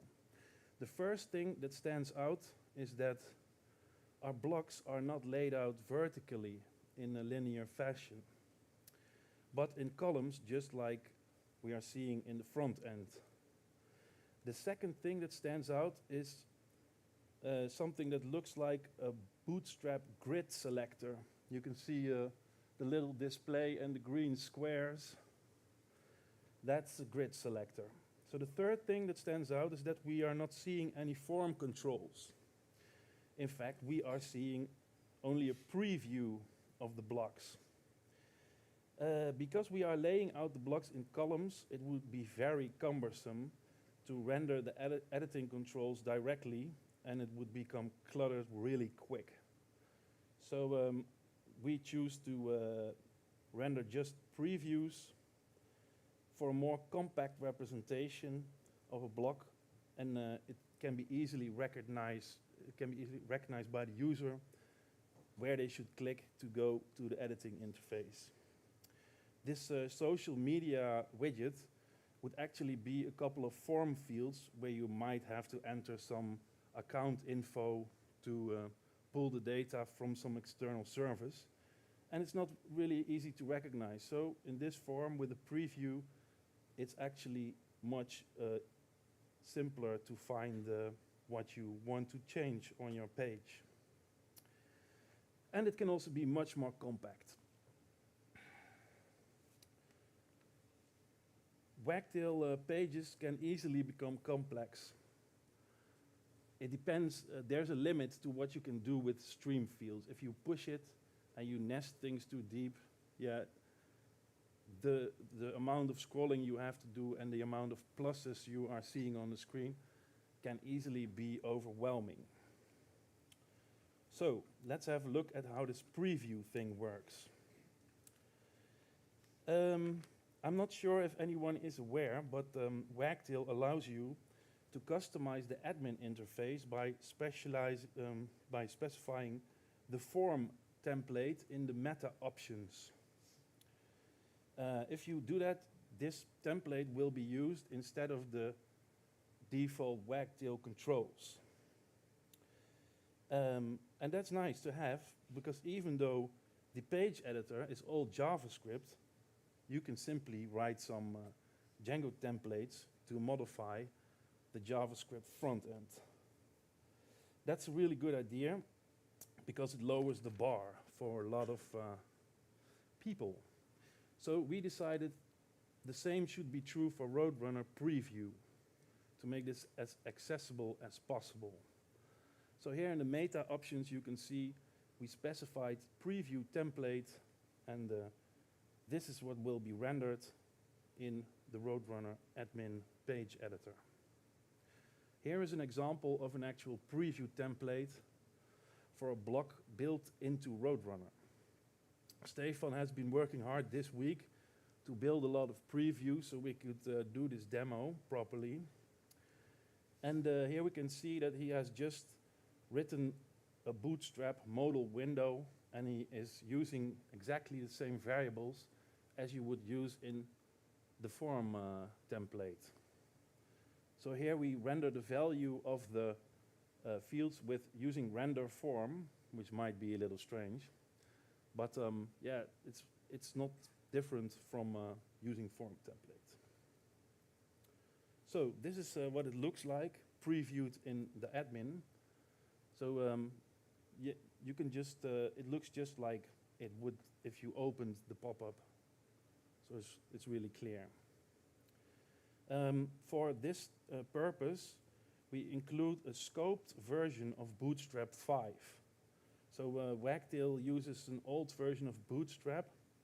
I'm not sure if this is changed in Wagtail 3, but we are still on Wagtail 1.6, so we're making this first working with that version. But for the front end, we use a lot of Bootstrap 5, so we also want to use it in the previews. So here we scope it in the .preview class. So everywhere where you have a class .preview, you can use Bootstrap 5, and it will be styled correctly without conflicting with the built-in Bootstrap. Yes. Okay. Suppose you're really lazy. You can also not write a template and specify which fields you just want to see. And it will render them below each other in the page editor.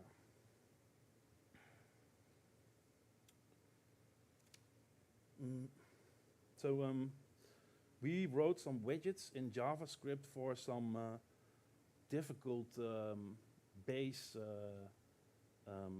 fields in Wagtail.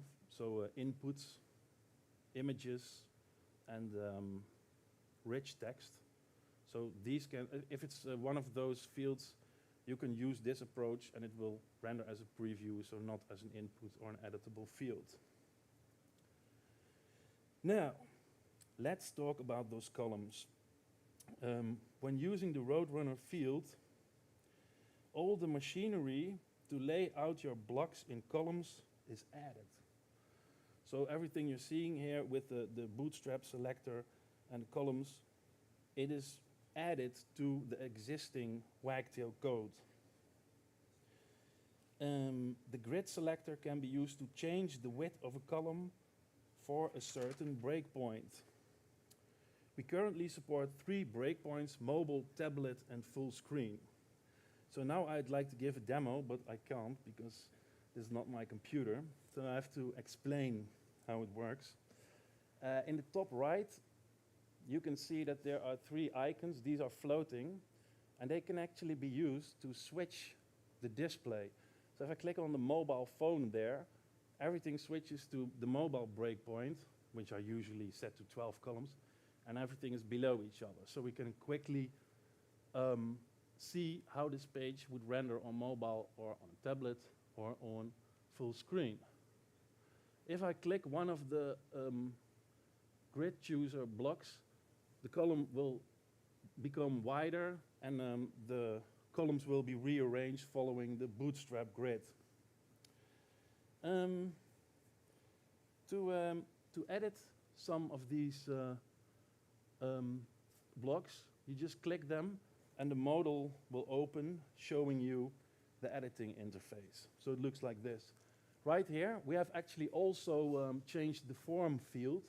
That's why we have 2 columns here with, on the left, the stuff that has to do with the buttons, and on the right, the stuff that has to do with the content of the pop-up. You can click apply or save as draft to save and continue editing.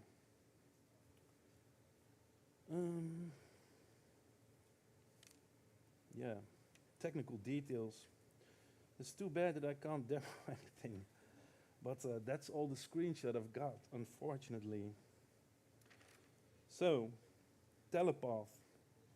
Telepath is a library in Wagtail, which is the bridge between the stuff that is in Python and the stuff that is in the page editor JavaScript.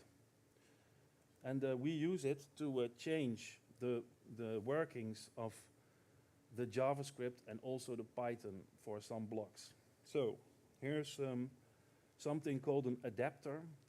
And the adapter is used to specify which JavaScript should be used in the page editor to handle a certain type of field. So right here in this screenshot, you can see that the image chooser block adapter will be used for the image chooser block, which is a built-in existing block. In fact, this image chooser block adapter will now be used for anything that subclasses image chooser block. So Telepath works based on an inheritance. So if you want to change everything, you just take the upper base class, register a new adapter, and it will work. So right here we say that we want to use our own code to handle the image chooser blocks.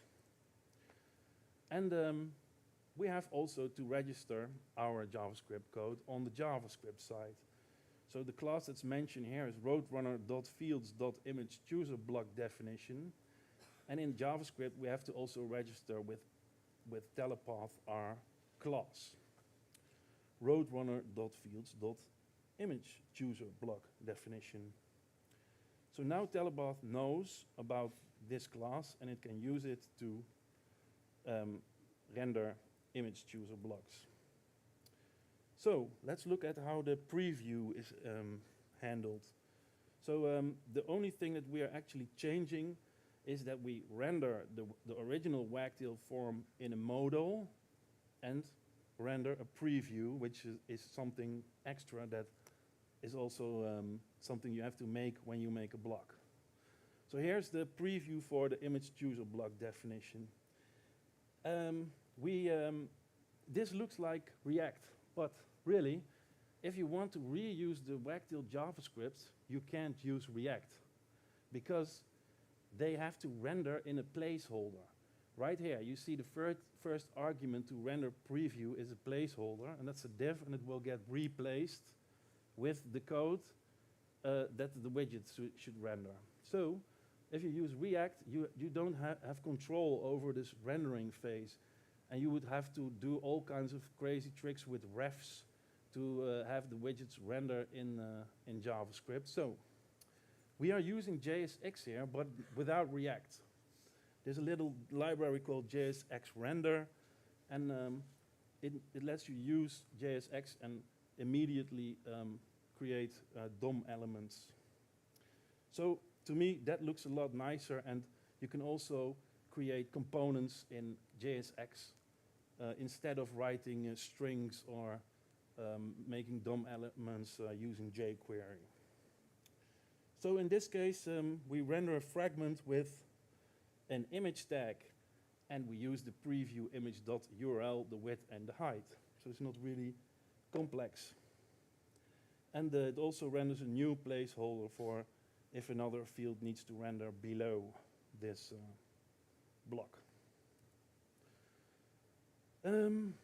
Yeah, so how do we add preview to streamblock? Because streamblock is the field that we are changing and subclassing. We have to enhance its functionality with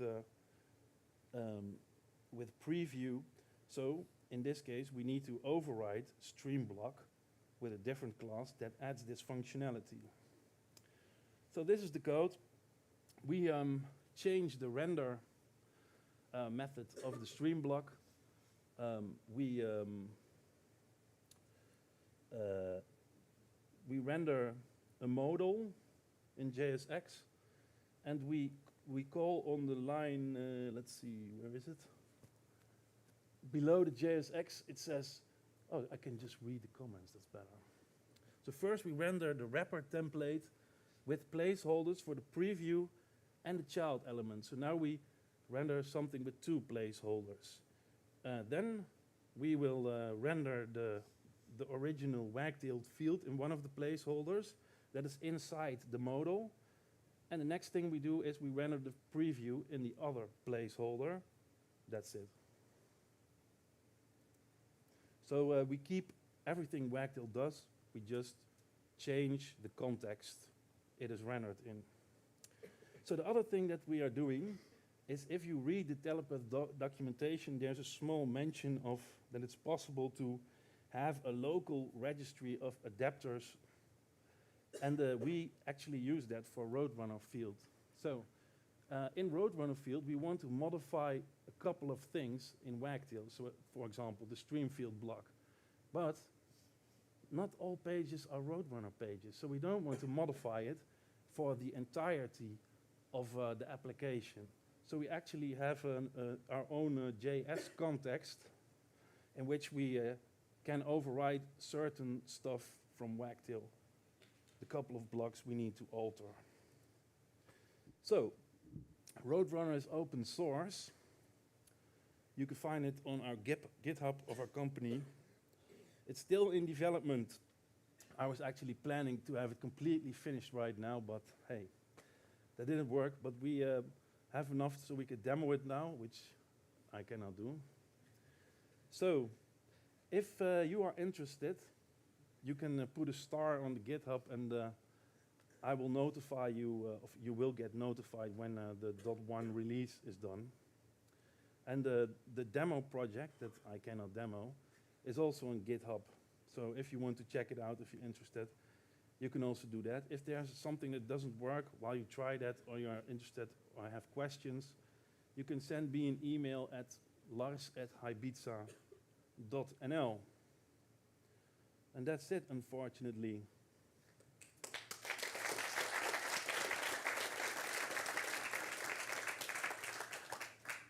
Thank you, Lars. Do we have any questions for Lars? Here you go. Please.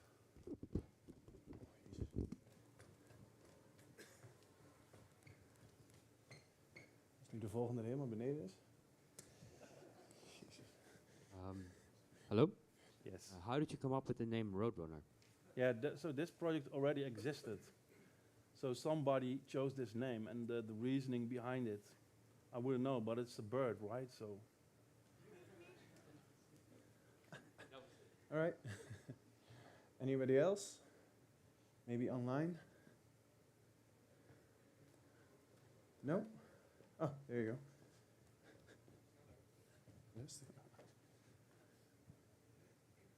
Have you feedback from users? Have people been working with this? No, because this is the new version. So the old version, we have a lot of feedback, and that's all fixed in this version. So the previews that you're seeing now, they actually didn't exist in the old version. You only saw the name, the type of the block, and then also in columns organized, which is very compact, but you don't have a clue which element you should click to edit. But this is not in production yet, because I still have a couple of user stories to complete. Okay, so. Thank you. For you? Oh. Yeah, go for it. Yeah, so have you managed to make this work with commenting? I don't know, because I think commenting actually still works, because I still see the symbols there, and because the original code, nothing has changed. So it should still have that connection, but I didn't test it lately. I tested it at the beginning of development. I found it strange that it did anything. So it looks like it actually it used to still work. Yeah, that's interesting. I was just I was curious about the rich text editor in the module, particularly whether that still interacted. But yeah. Yeah, because it's still there. So we rendered a preview, but we rendered it using JavaScript. It just transforms the draft.js bare JSON. But all the original stream is still there. It's just rendered in the model. It's on the page. It has the same ID, everything still present. But the commenting uses I won't go into too much detail, but it uses a content path system to identify where the comment applies. All right. So and if your modal is in a different part of the page, if you don't pass that in, I'm interested in whether the comment will look like it's in the right place to start with, but when you save it, will it go somewhere else? That was what I was interested in. Yeah, all right. I don't know. Yeah, we can check it. Yeah, we can see. Cool. Thank you. All right, thank you, Lars.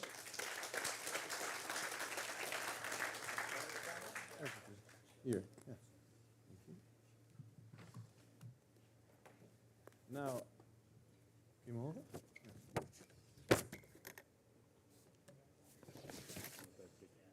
Zeg je? Ja hoor. Now, I would like to ask 3 people to come forward. Seva, Dan Breggis, and Tumi for their lightning talks. And in which order? That order. Huh? Yeah? You want to go first? All right. So these are going to be 5-minute talks again, 2 minutes gap of Q&A. You've got the HDMI, right? After which we will have one more presentation from Matthew Westcott. Huh? Yeah, it's a lot cooler. I don't know how this works. But Me neither, but I think I did it the wrong way before. Yeah, I think so. So it should be like top of your head. And this should be in front, at least. So not like this. Below you or here. I think you have to turn it. All right. Now I have it. Yeah, I see what. Yeah. So yeah. You're on? Yeah. Can you hear me? Yeah, I can hear you. And now we can even hear you better. Wow, thank you. All right. What do I do? Here it is. I think I'll, yeah, I have to configure this to do mirroring. Wait a minute.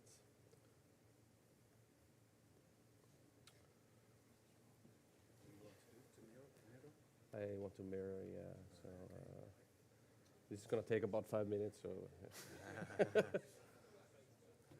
so is this okay? Looks nice. Okay.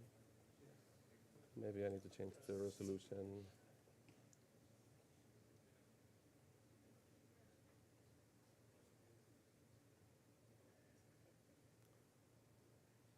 Is this better? Oh, okay. So yeah, originally I wanted to do a talk about how I would Dockerize an existing wagtail project. The backstory is that like in January I got a new computer and we decided to move everything we had for clients to Docker. So I want to maintain like a clean host computer without any libraries or Python stuff in it, so I only use Docker to develop locally. So it turns out that I don't have an existing project on my computer. Like I couldn't create a base project on my computer because I don't have any of the dependencies. So it was a kind of a catch-22. So I flipped it. So I will show you how I created a small template repository which will allow you to create a Dockerized wagtail project in a few minutes. But first, this is a mistake many rookies do. They don't have the proper attire when working with Docker, so you know.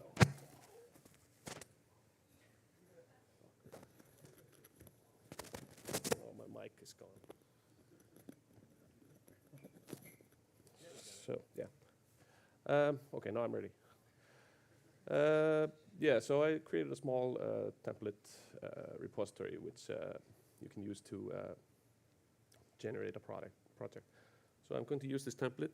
I'm going to create my wagtail site that's available. Create repository from template.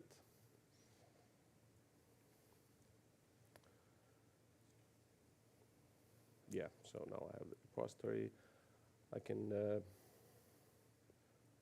clone the repository locally, so I will open up a terminal.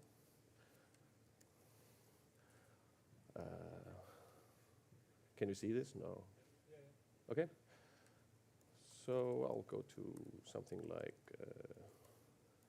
code git clone repository.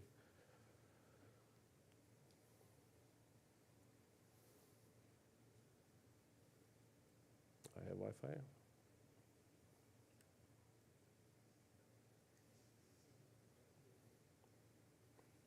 Live demos, right?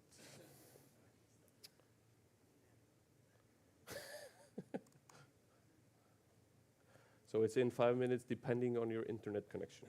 Yeah.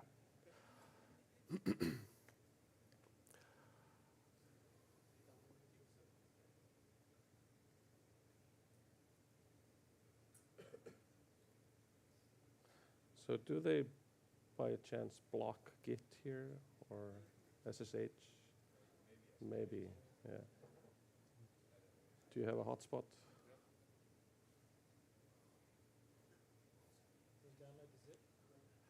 It's oh right, yeah. I could do that. Sorry, yeah.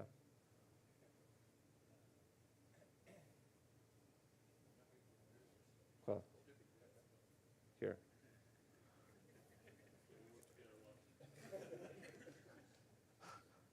my internet connection is your internet connection.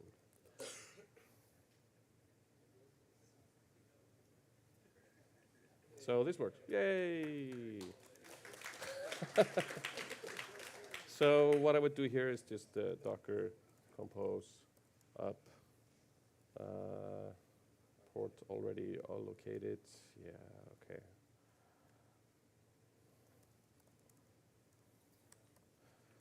So yeah, I run a lot of Dockers, and sometimes they conflict. So I have this thing where I can customize the port. So what I do initially is I let the container run in a kind of an infinite loop, really. It's not doing anything at the moment, because when you have an empty container, I didn't want to go the path of like doing everything for you in the beginning, because you want to control perhaps the name of your project and stuff like that. So I would just do a Docker compose exec, go into a shell and do a wagtail start my site in the current folder. I can do a manage migrate.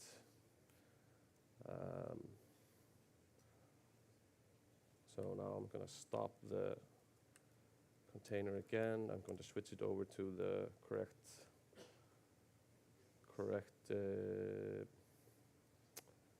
process. Run it again.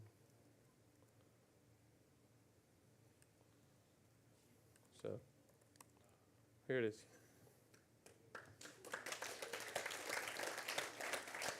Thank you.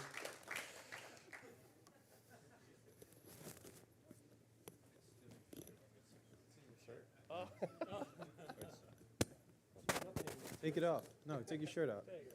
Take it off. It's nothing personal. Well, it's actually Dan, but you can go. Dan, you want to proceed? Dan is going to talk to us about things he has learned. Yeah, I kept it cryptic. Take that. Yeah. Things I've learned.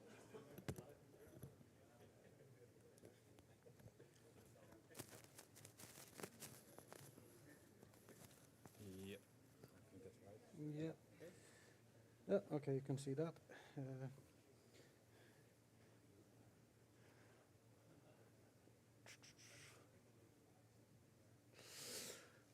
Right.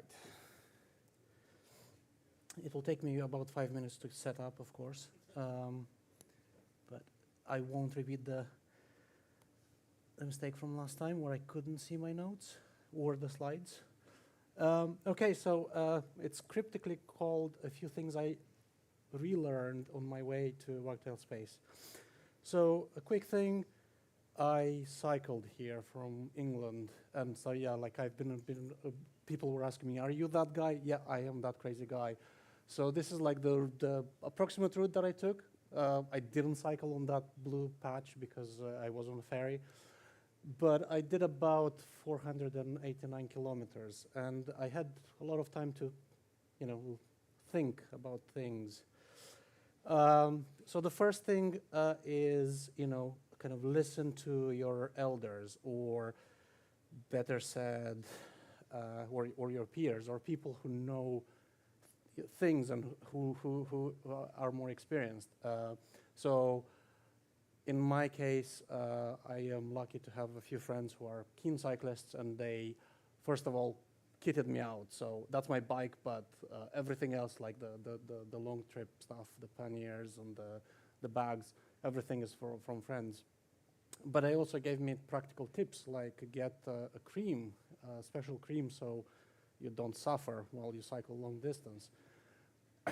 Also, they kind of said, well, you need to eat a lot and regularly, and bananas are good, so I got those as well. And yeah, so just listen to your elders, really. The second one is, oh yeah, and the second thing is, when I planned the trip, it was taking me through London in a different way, about the same kilometers. But then my friends went, try this other route because it's going to be nicer, it's more scenic, and I'm glad I did. I mean, no one wants to go through a very big and polluted city. Now, being static is bad. Unlike, with websites, being static on the bike for long distances is quite bad. So on my second day, I kind of forgot about that. So I put a lot of pressure on my hands and kept them pretty much in the same position. And at the end of the day, I couldn't feel my hands. So I couldn't tie my shoelaces or untie my shoelaces. And that was very disconcerting. So yeah, you need to change position. There are things that you can do, wave your hands and put them at the back, kind of take pressure off them. The other thing that I learned is, and to kind of paraphrase, what's his name, Ford Perfect from Hitchhiker's Guide, it's a tough world out there, but if you want to survive, you need to know where your towel is. I had that, and also the sunscreen. I didn't have that, and I thought I overpacked. It turns out I overpacked, also underpacked. And you can see, I enjoyed the sun a lot. The other one is technology does not know better sometimes.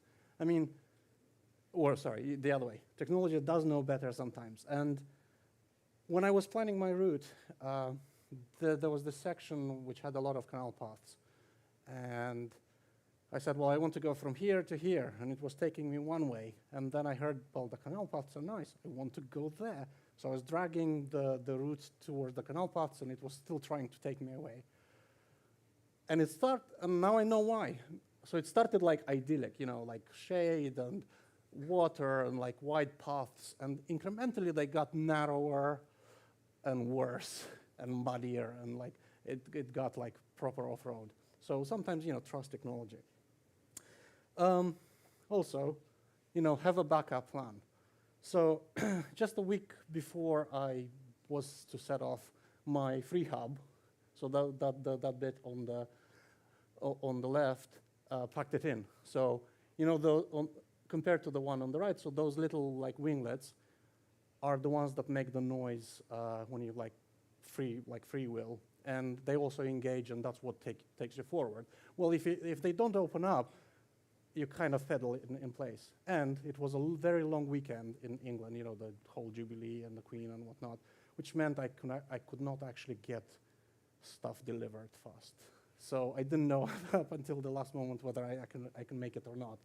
And the other one was I had a cold. So again, it's can I make it? So make sure that you have a backup plan, maybe perhaps, take the train. Another thing, well, two things here that I learned or reminded myself that it's okay to stop and enjoy the things that you do. And for me, that was trying lots of crazy new things. Although, the pizza is not crazy, this was exotic meats. Responsibly sourced. I have to caveat that. And also me, that's me kind of taking a break, and you can see I look weird. And I realized, I learned that I make funny faces when I take selfies. I didn't know that. Oh well. And finally, I'm really glad that I took this trip, and it was fun, and I hope that we can start a tradition for future ones. That's all.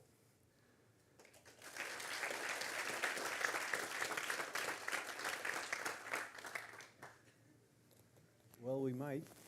It's working on it. Our last lightning talk of the day is going to be held by Tumi. And it's about working with image filters. Here we go. Yep.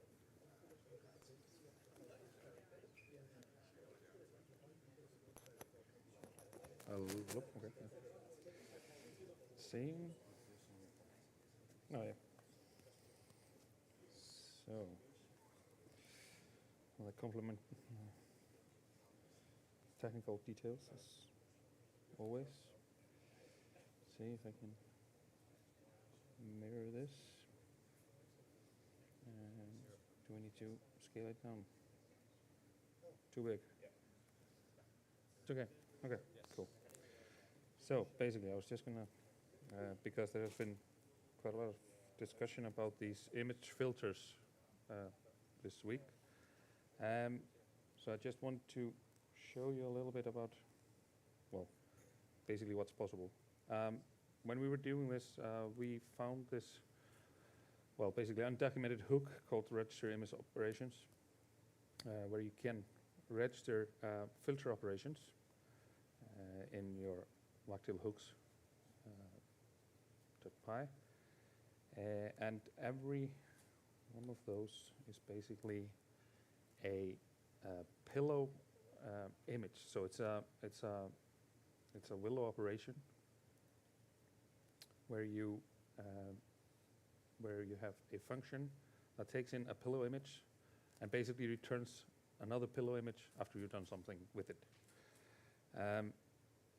Then you have this filter operation with a construct and a run, which basically runs this function. So I had a little fun and made a couple of filters just so I could show you how this works. So we have like grayscale and we have flip and mirror and a couple of things.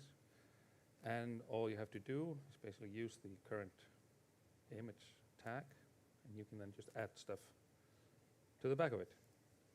So here we have an image, basically, yeah, just a normal image of some landscape. And we want a grayscale version. So then you can just add grayscale here, and you have a grayscale version. And you can, because of how these work, you can just daisy chain them. So you can just add more if you want. So you want to take, a grayscale one that's flipped and mirrored. Then you have something that's the other way. I mean, many of these filters are not really usable. I mean, they don't make sense in most use cases, but there are cases where you can use them, and it's things like watermarks.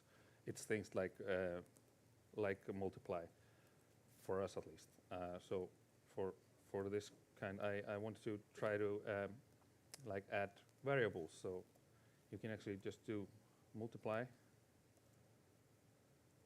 and then add any hex variable that you want. So multiply this with a gray color. Then you get like a grayish background thing. If you want to go crazy, you can go with completely red, and you can so you can just play around with this. And just to kind of end this, I did try to do a little bit of masking as well. So I have a image that is basically a grayscale image of a watercolor mask. So then you can just add watercolor, and then you'll get something that's completely different just by masking out things like this. Yeah, Koen was doing some documentation on this. So hopefully we'll have some documentation on this registered image filter. And there was also some work done on creating a hook that kind of bypasses all this boilerplate. So yeah, hopefully someone can use some of this.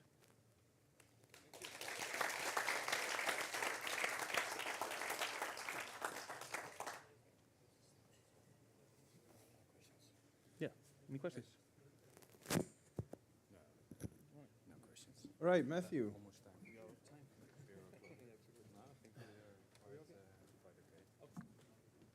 Our last presentation of the day If you hold it. will be held by Matthew Westcott from Torchbox. He's going to talk to us about choosers, digging into the code, and yep. high-level strategic improvements. Okay, yeah. Die jij weer? Wat? do like start slideshow. Where will it go? No, wrong screen. How will I get it though? Is it drag it to the other screen and then try? Where will your notes be? That should be on the other screen, hopefully, if they're not mirrored. No, it is. No, You're coming back with the mouse. I have no idea. Weet jij dat? Hoe je op 2 schermen dit kan doen met... Ja. Ja, misschien is dat wel een display en dan duplicate. Je hebt het mirror, but ja, maar ik weet... Hier de notes, daar geen notes. No, then you have to do presentation and then you see the notes. Ja, oké, dan gaan de slides, maar dan gaat hij op dit scherm. Kan je niet dan Presenting on screen. Drag it to the other screen, present, and then you press S, or you can try to do it. Ja. So that is Lovely. No. It disappeared. Okay, try it. Oh, nou het was hier. Where is it? No advanced. It's, oh, there you go. Because you have to do those steps. And go. I don't know. What? Okay.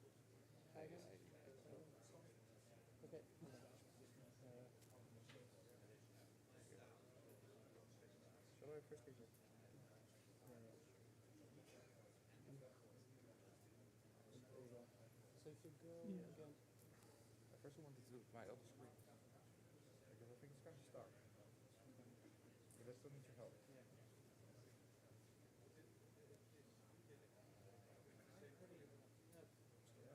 Okay. Stop there. Try instead of starting the slideshow, click on the drop down and there's like presenter notes. Try presenter view.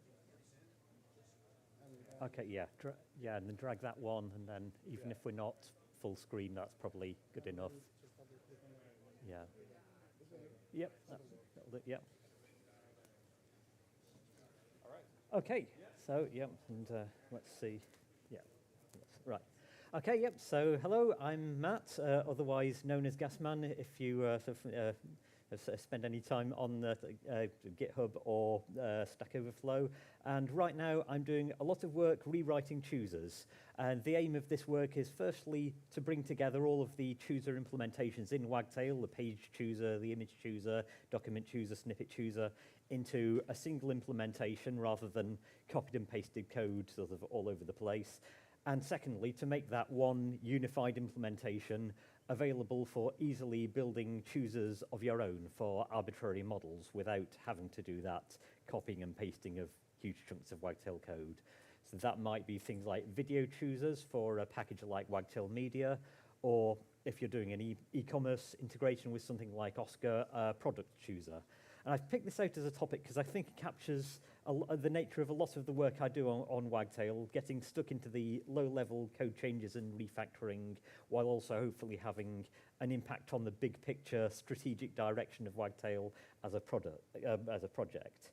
So you might think, what is the big deal here? How complicated can choosers really be? Quite complicated, as it turns out. Yeah. So I'll give a warning here. This talk is full of annoying details you don't care about. Or more exactly, it's full of annoying details that you shouldn't have to care about as a Wagtail site developer. During the sprints this week, Storm was doing some work around choosers, and he said to me, I thought of choosers as this fairly simple, boring part of Wagtail, but there's a lot going on there, isn't there? And that's very true. If we look at a very simple case of the chooser pattern, we'll go for this person snippet here. And when we load this page, we have a representation of the person object. We click a button to open this list of choices, choose one, and then that replaces the item that was there before. And if you're limiting things to that particular journey, then yes, it's pretty simple. There's various packages out there like Wagtail Model Chooser that copy and paste these bits of Wagtail code to replicate that pattern. And of course, copying and pasting bits of internal Wagtail code like that always end up being a bit of a moving target and breaking in later Wagtail releases after we've changed them. But these packages fulfill a need. But even this simple case becomes complex when we look at a little deeper, because there are actually two different components at play here. There's the chooser widget, the thing that appears as part of the form, and the chooser modal views. We have to make that distinction because you can have one without the other. If you're launching this from the rich text editor, you're using the chooser modal to pick an image, but you're not doing that from the chooser widget. It's a whole different widget that's dealing with this. And so on my first attempt at creating this single unified code base for the chooser pattern, which was the Wagtail generic chooser package, this documentation starts out by saying, okay, there are two different components that you need to know about here. There's the widget and the chooser. So already we have this internal complexity leaking out into the end user world. It's like, if you want to use this package, here's the first thing you need to know. And I really think we should be able to do a lot better than that. Think of it like a swan, kind of graceful above the surface, even if down below it's paddling like mad to do its thing. So yeah, let's dig a bit deeper again. So we open up this modal window, hand over control to it, and at some point in the future, we'll get a result back from it that we can then put into the chooser widget. But while this window is open, there's a lot that can happen here. We've got the filtering and searching that will display a new set of results. There's pagination. We can switch over to this tab and upload a new image. And in the case of this form, it can fail validation and have to re-show just that form while keeping the rest of the modal intact. And as of Wagtail 3, if you do successfully upload an image, then it might recognize that that's a duplicate and present you with a whole other confirmation step. So there's a lot of stuff that has to go on here while and just in this window without leaving the original form that you were on. All of these things involve a back and forth request to the server, and we have a component within Wagtail to manage that called modal workflow. If we were to go through some of those interactions with the developer tools open, you'd see some responses, JSON responses like this. So it's running all of these requests in the background so that we're never leaving the page. And you'll see that there is this step item in this JSON, which identifies kind of where in that sort of flowchart we are. So in this case, this is step chooser, so this is just rendering the initial chooser view. And each of these steps has a corresponding sort of chunk of JavaScript in this sort of dictionary here to say how we should sort of handle this particular step. And it's a big old chunk of code. Right now, every kind of chooser in Wagtail has one of these dictionaries. It has to because they have all of these slightly different feature sets. And that's bad news for our goal of opening up this framework to allow people to create their own choosers. Because we don't really want to say, okay, you want to build a chooser? Sure, just supply your own 100-line chunk of JavaScript. As I say, we can do better than that.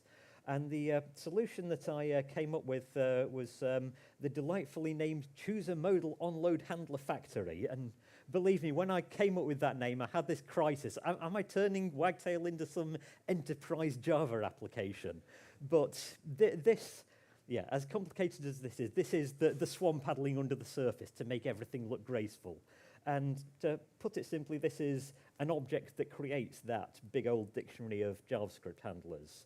So this is the new code for the document chooser, which is very close to a plain vanilla chooser with no extra behavior. The only one bit of kind of special quirk it has is a fairly obscure bit of usability, which is if you go to a collection that has no items in it and you get this link, why not upload one now, then that will display the chooser form with that collection pre-filled, the upload form with that pre-filled.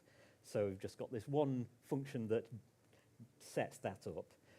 So we've gone down from sort of hundreds of lines of code to just this one special case. And if you have a chooser that does everything in the totally conventional way, you don't need to customize this at all. So there's no new JavaScript to write.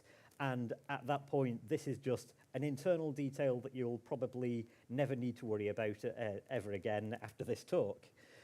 So another thing that has really helped to cut down the amount of boilerplate code in these choosers is the concept of view sets, which is something that we came up with a few years back. I think it's Carl did the initial implementation for the simple CRUD views like the site's admin area.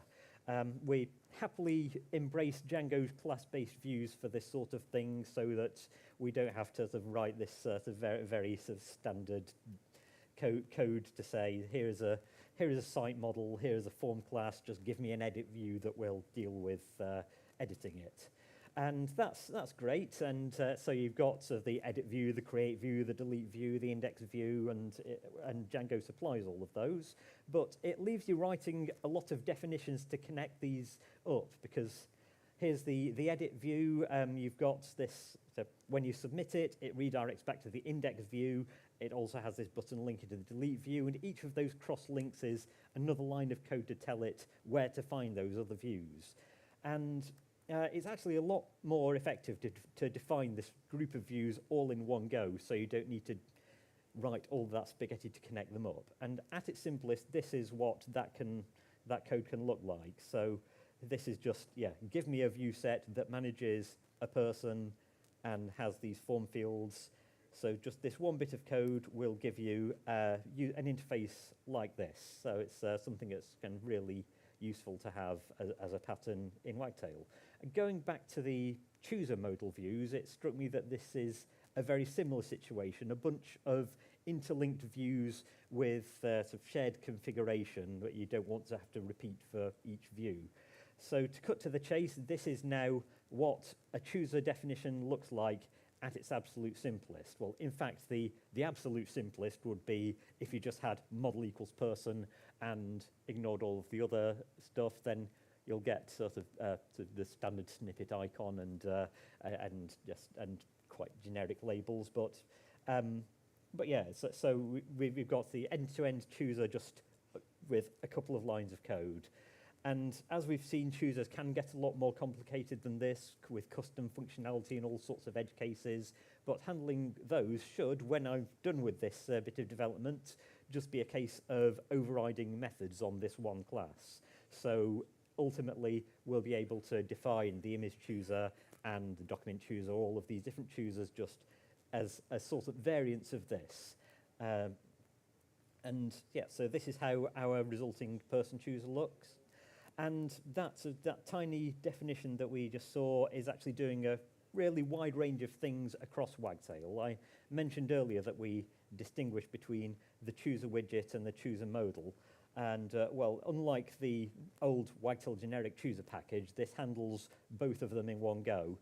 Because that separation is a detail that you probably don't care about. You just want to say, give me a chooser. I know what a chooser is supposed to behave like in Wagtail. Just give me that. And you don't have to dig into all of these internals. And those of you who've tried out Wagtail 3 will know that we no longer have to say, use snippet chooser panel, image chooser panel, and so on. We can just use a plain field panel because Wagtail now has built-in logic to say, okay, this field is a foreign key to image. I know what to do with this. I've got a widget type to handle that. And this new chooser framework participates in this logic. So once you've registered this chooser view set with just that couple of lines of code, this widget will just get used automatically. So just use a field panel and it will know to use this widget that you've just defined. We haven't sort of talked about that edit this person button yet. So when you think about it, there's a lot of possible places that could point to, depending on whether that model is a snippet or something using model admin or something like images with its own dedicated area in Wagtail. And knowing where to link to is actually a problem that we've had to solve before, for the site history report that we introduced in 2.14, sometime around there, where you want to be able to show these are the sort of objects that have been changed recently, and you need to, if people have edited a person snippet, you need to be able to link there. So we've already got this system where when you set up one of these CRUD views, it will, you can declare, I am the edit view for this particular model. And so this is all stuff that we can take advantage of here. And I find this sort of thing really exciting. Wagtail it's a pretty mature product now. We've found these user interface patterns that work well, and we're now in this process of opening up Wagtail as a framework so that in your own code you can take advantage of those patterns in your own code. And so far it's been a bit of a slog, a bit of a slow process of taking these sort of recurring patterns and say, okay, how can we extract that as a reusable building block? I haven't even talked about the table component that we use for the listing things inside the chooser, so that you can, if you want several columns in the chooser, then that's another thing that you can just do with another line of definition. But yeah, as I'm building this, I'm constantly finding that I can join it up to some other part of the framework that I worked on opening up a couple of months ago, and it feels like things are really starting to snowball. This effort of opening things up is really, really paying off, and we're starting to be able to just build all of these things that behave in the understood Wagtail way, and just by plugging bits of code together and not having to just copy and paste huge chunks of code. And I think that's a really exciting direction for Wagtail in the coming months and years. So yeah, really excited by that. Thank you very much.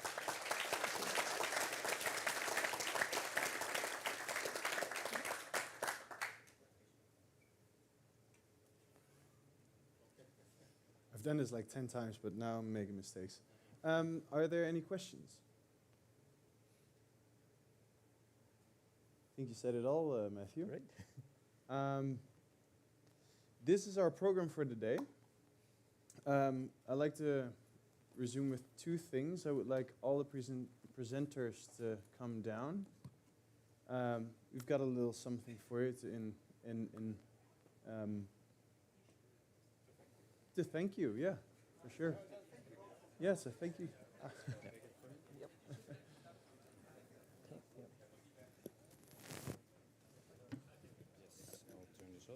Zal ik ze gewoon lekker vasthouden? Dan kunnen jullie ze uitdelen. Moet ik ze dan uitdelen? Ja, het is vast. Ik blijf wel even hier staan.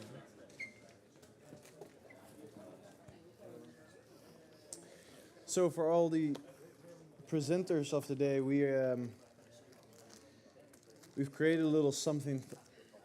It's in plastic, but I'm sure that you all see what it is once you have it in your hands.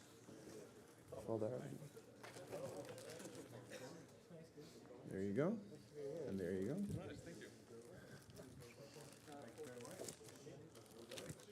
Ja.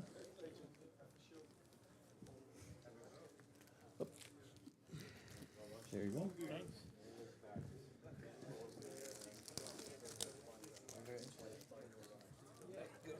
Thanks. Alsjeblieft.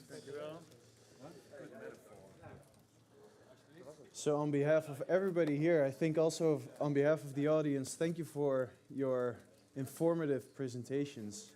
Thank you for being here, all, to you all.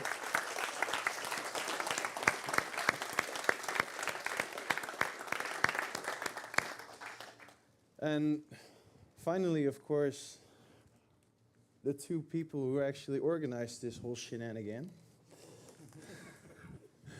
Koen and Casper, thank you for organizing this event for everybody, from everybody here. We enjoyed it.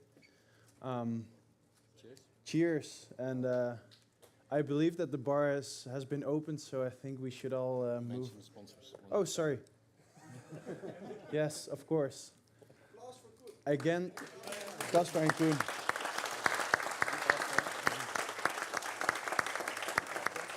For sure, for sure. And finally, again, once more, our sponsors this year, Fabriek, Torchbox, Lab Digital, and Ibiza. Thank you all for your contribution, and I hope you all have enjoyed it as much as we have. So, thank you.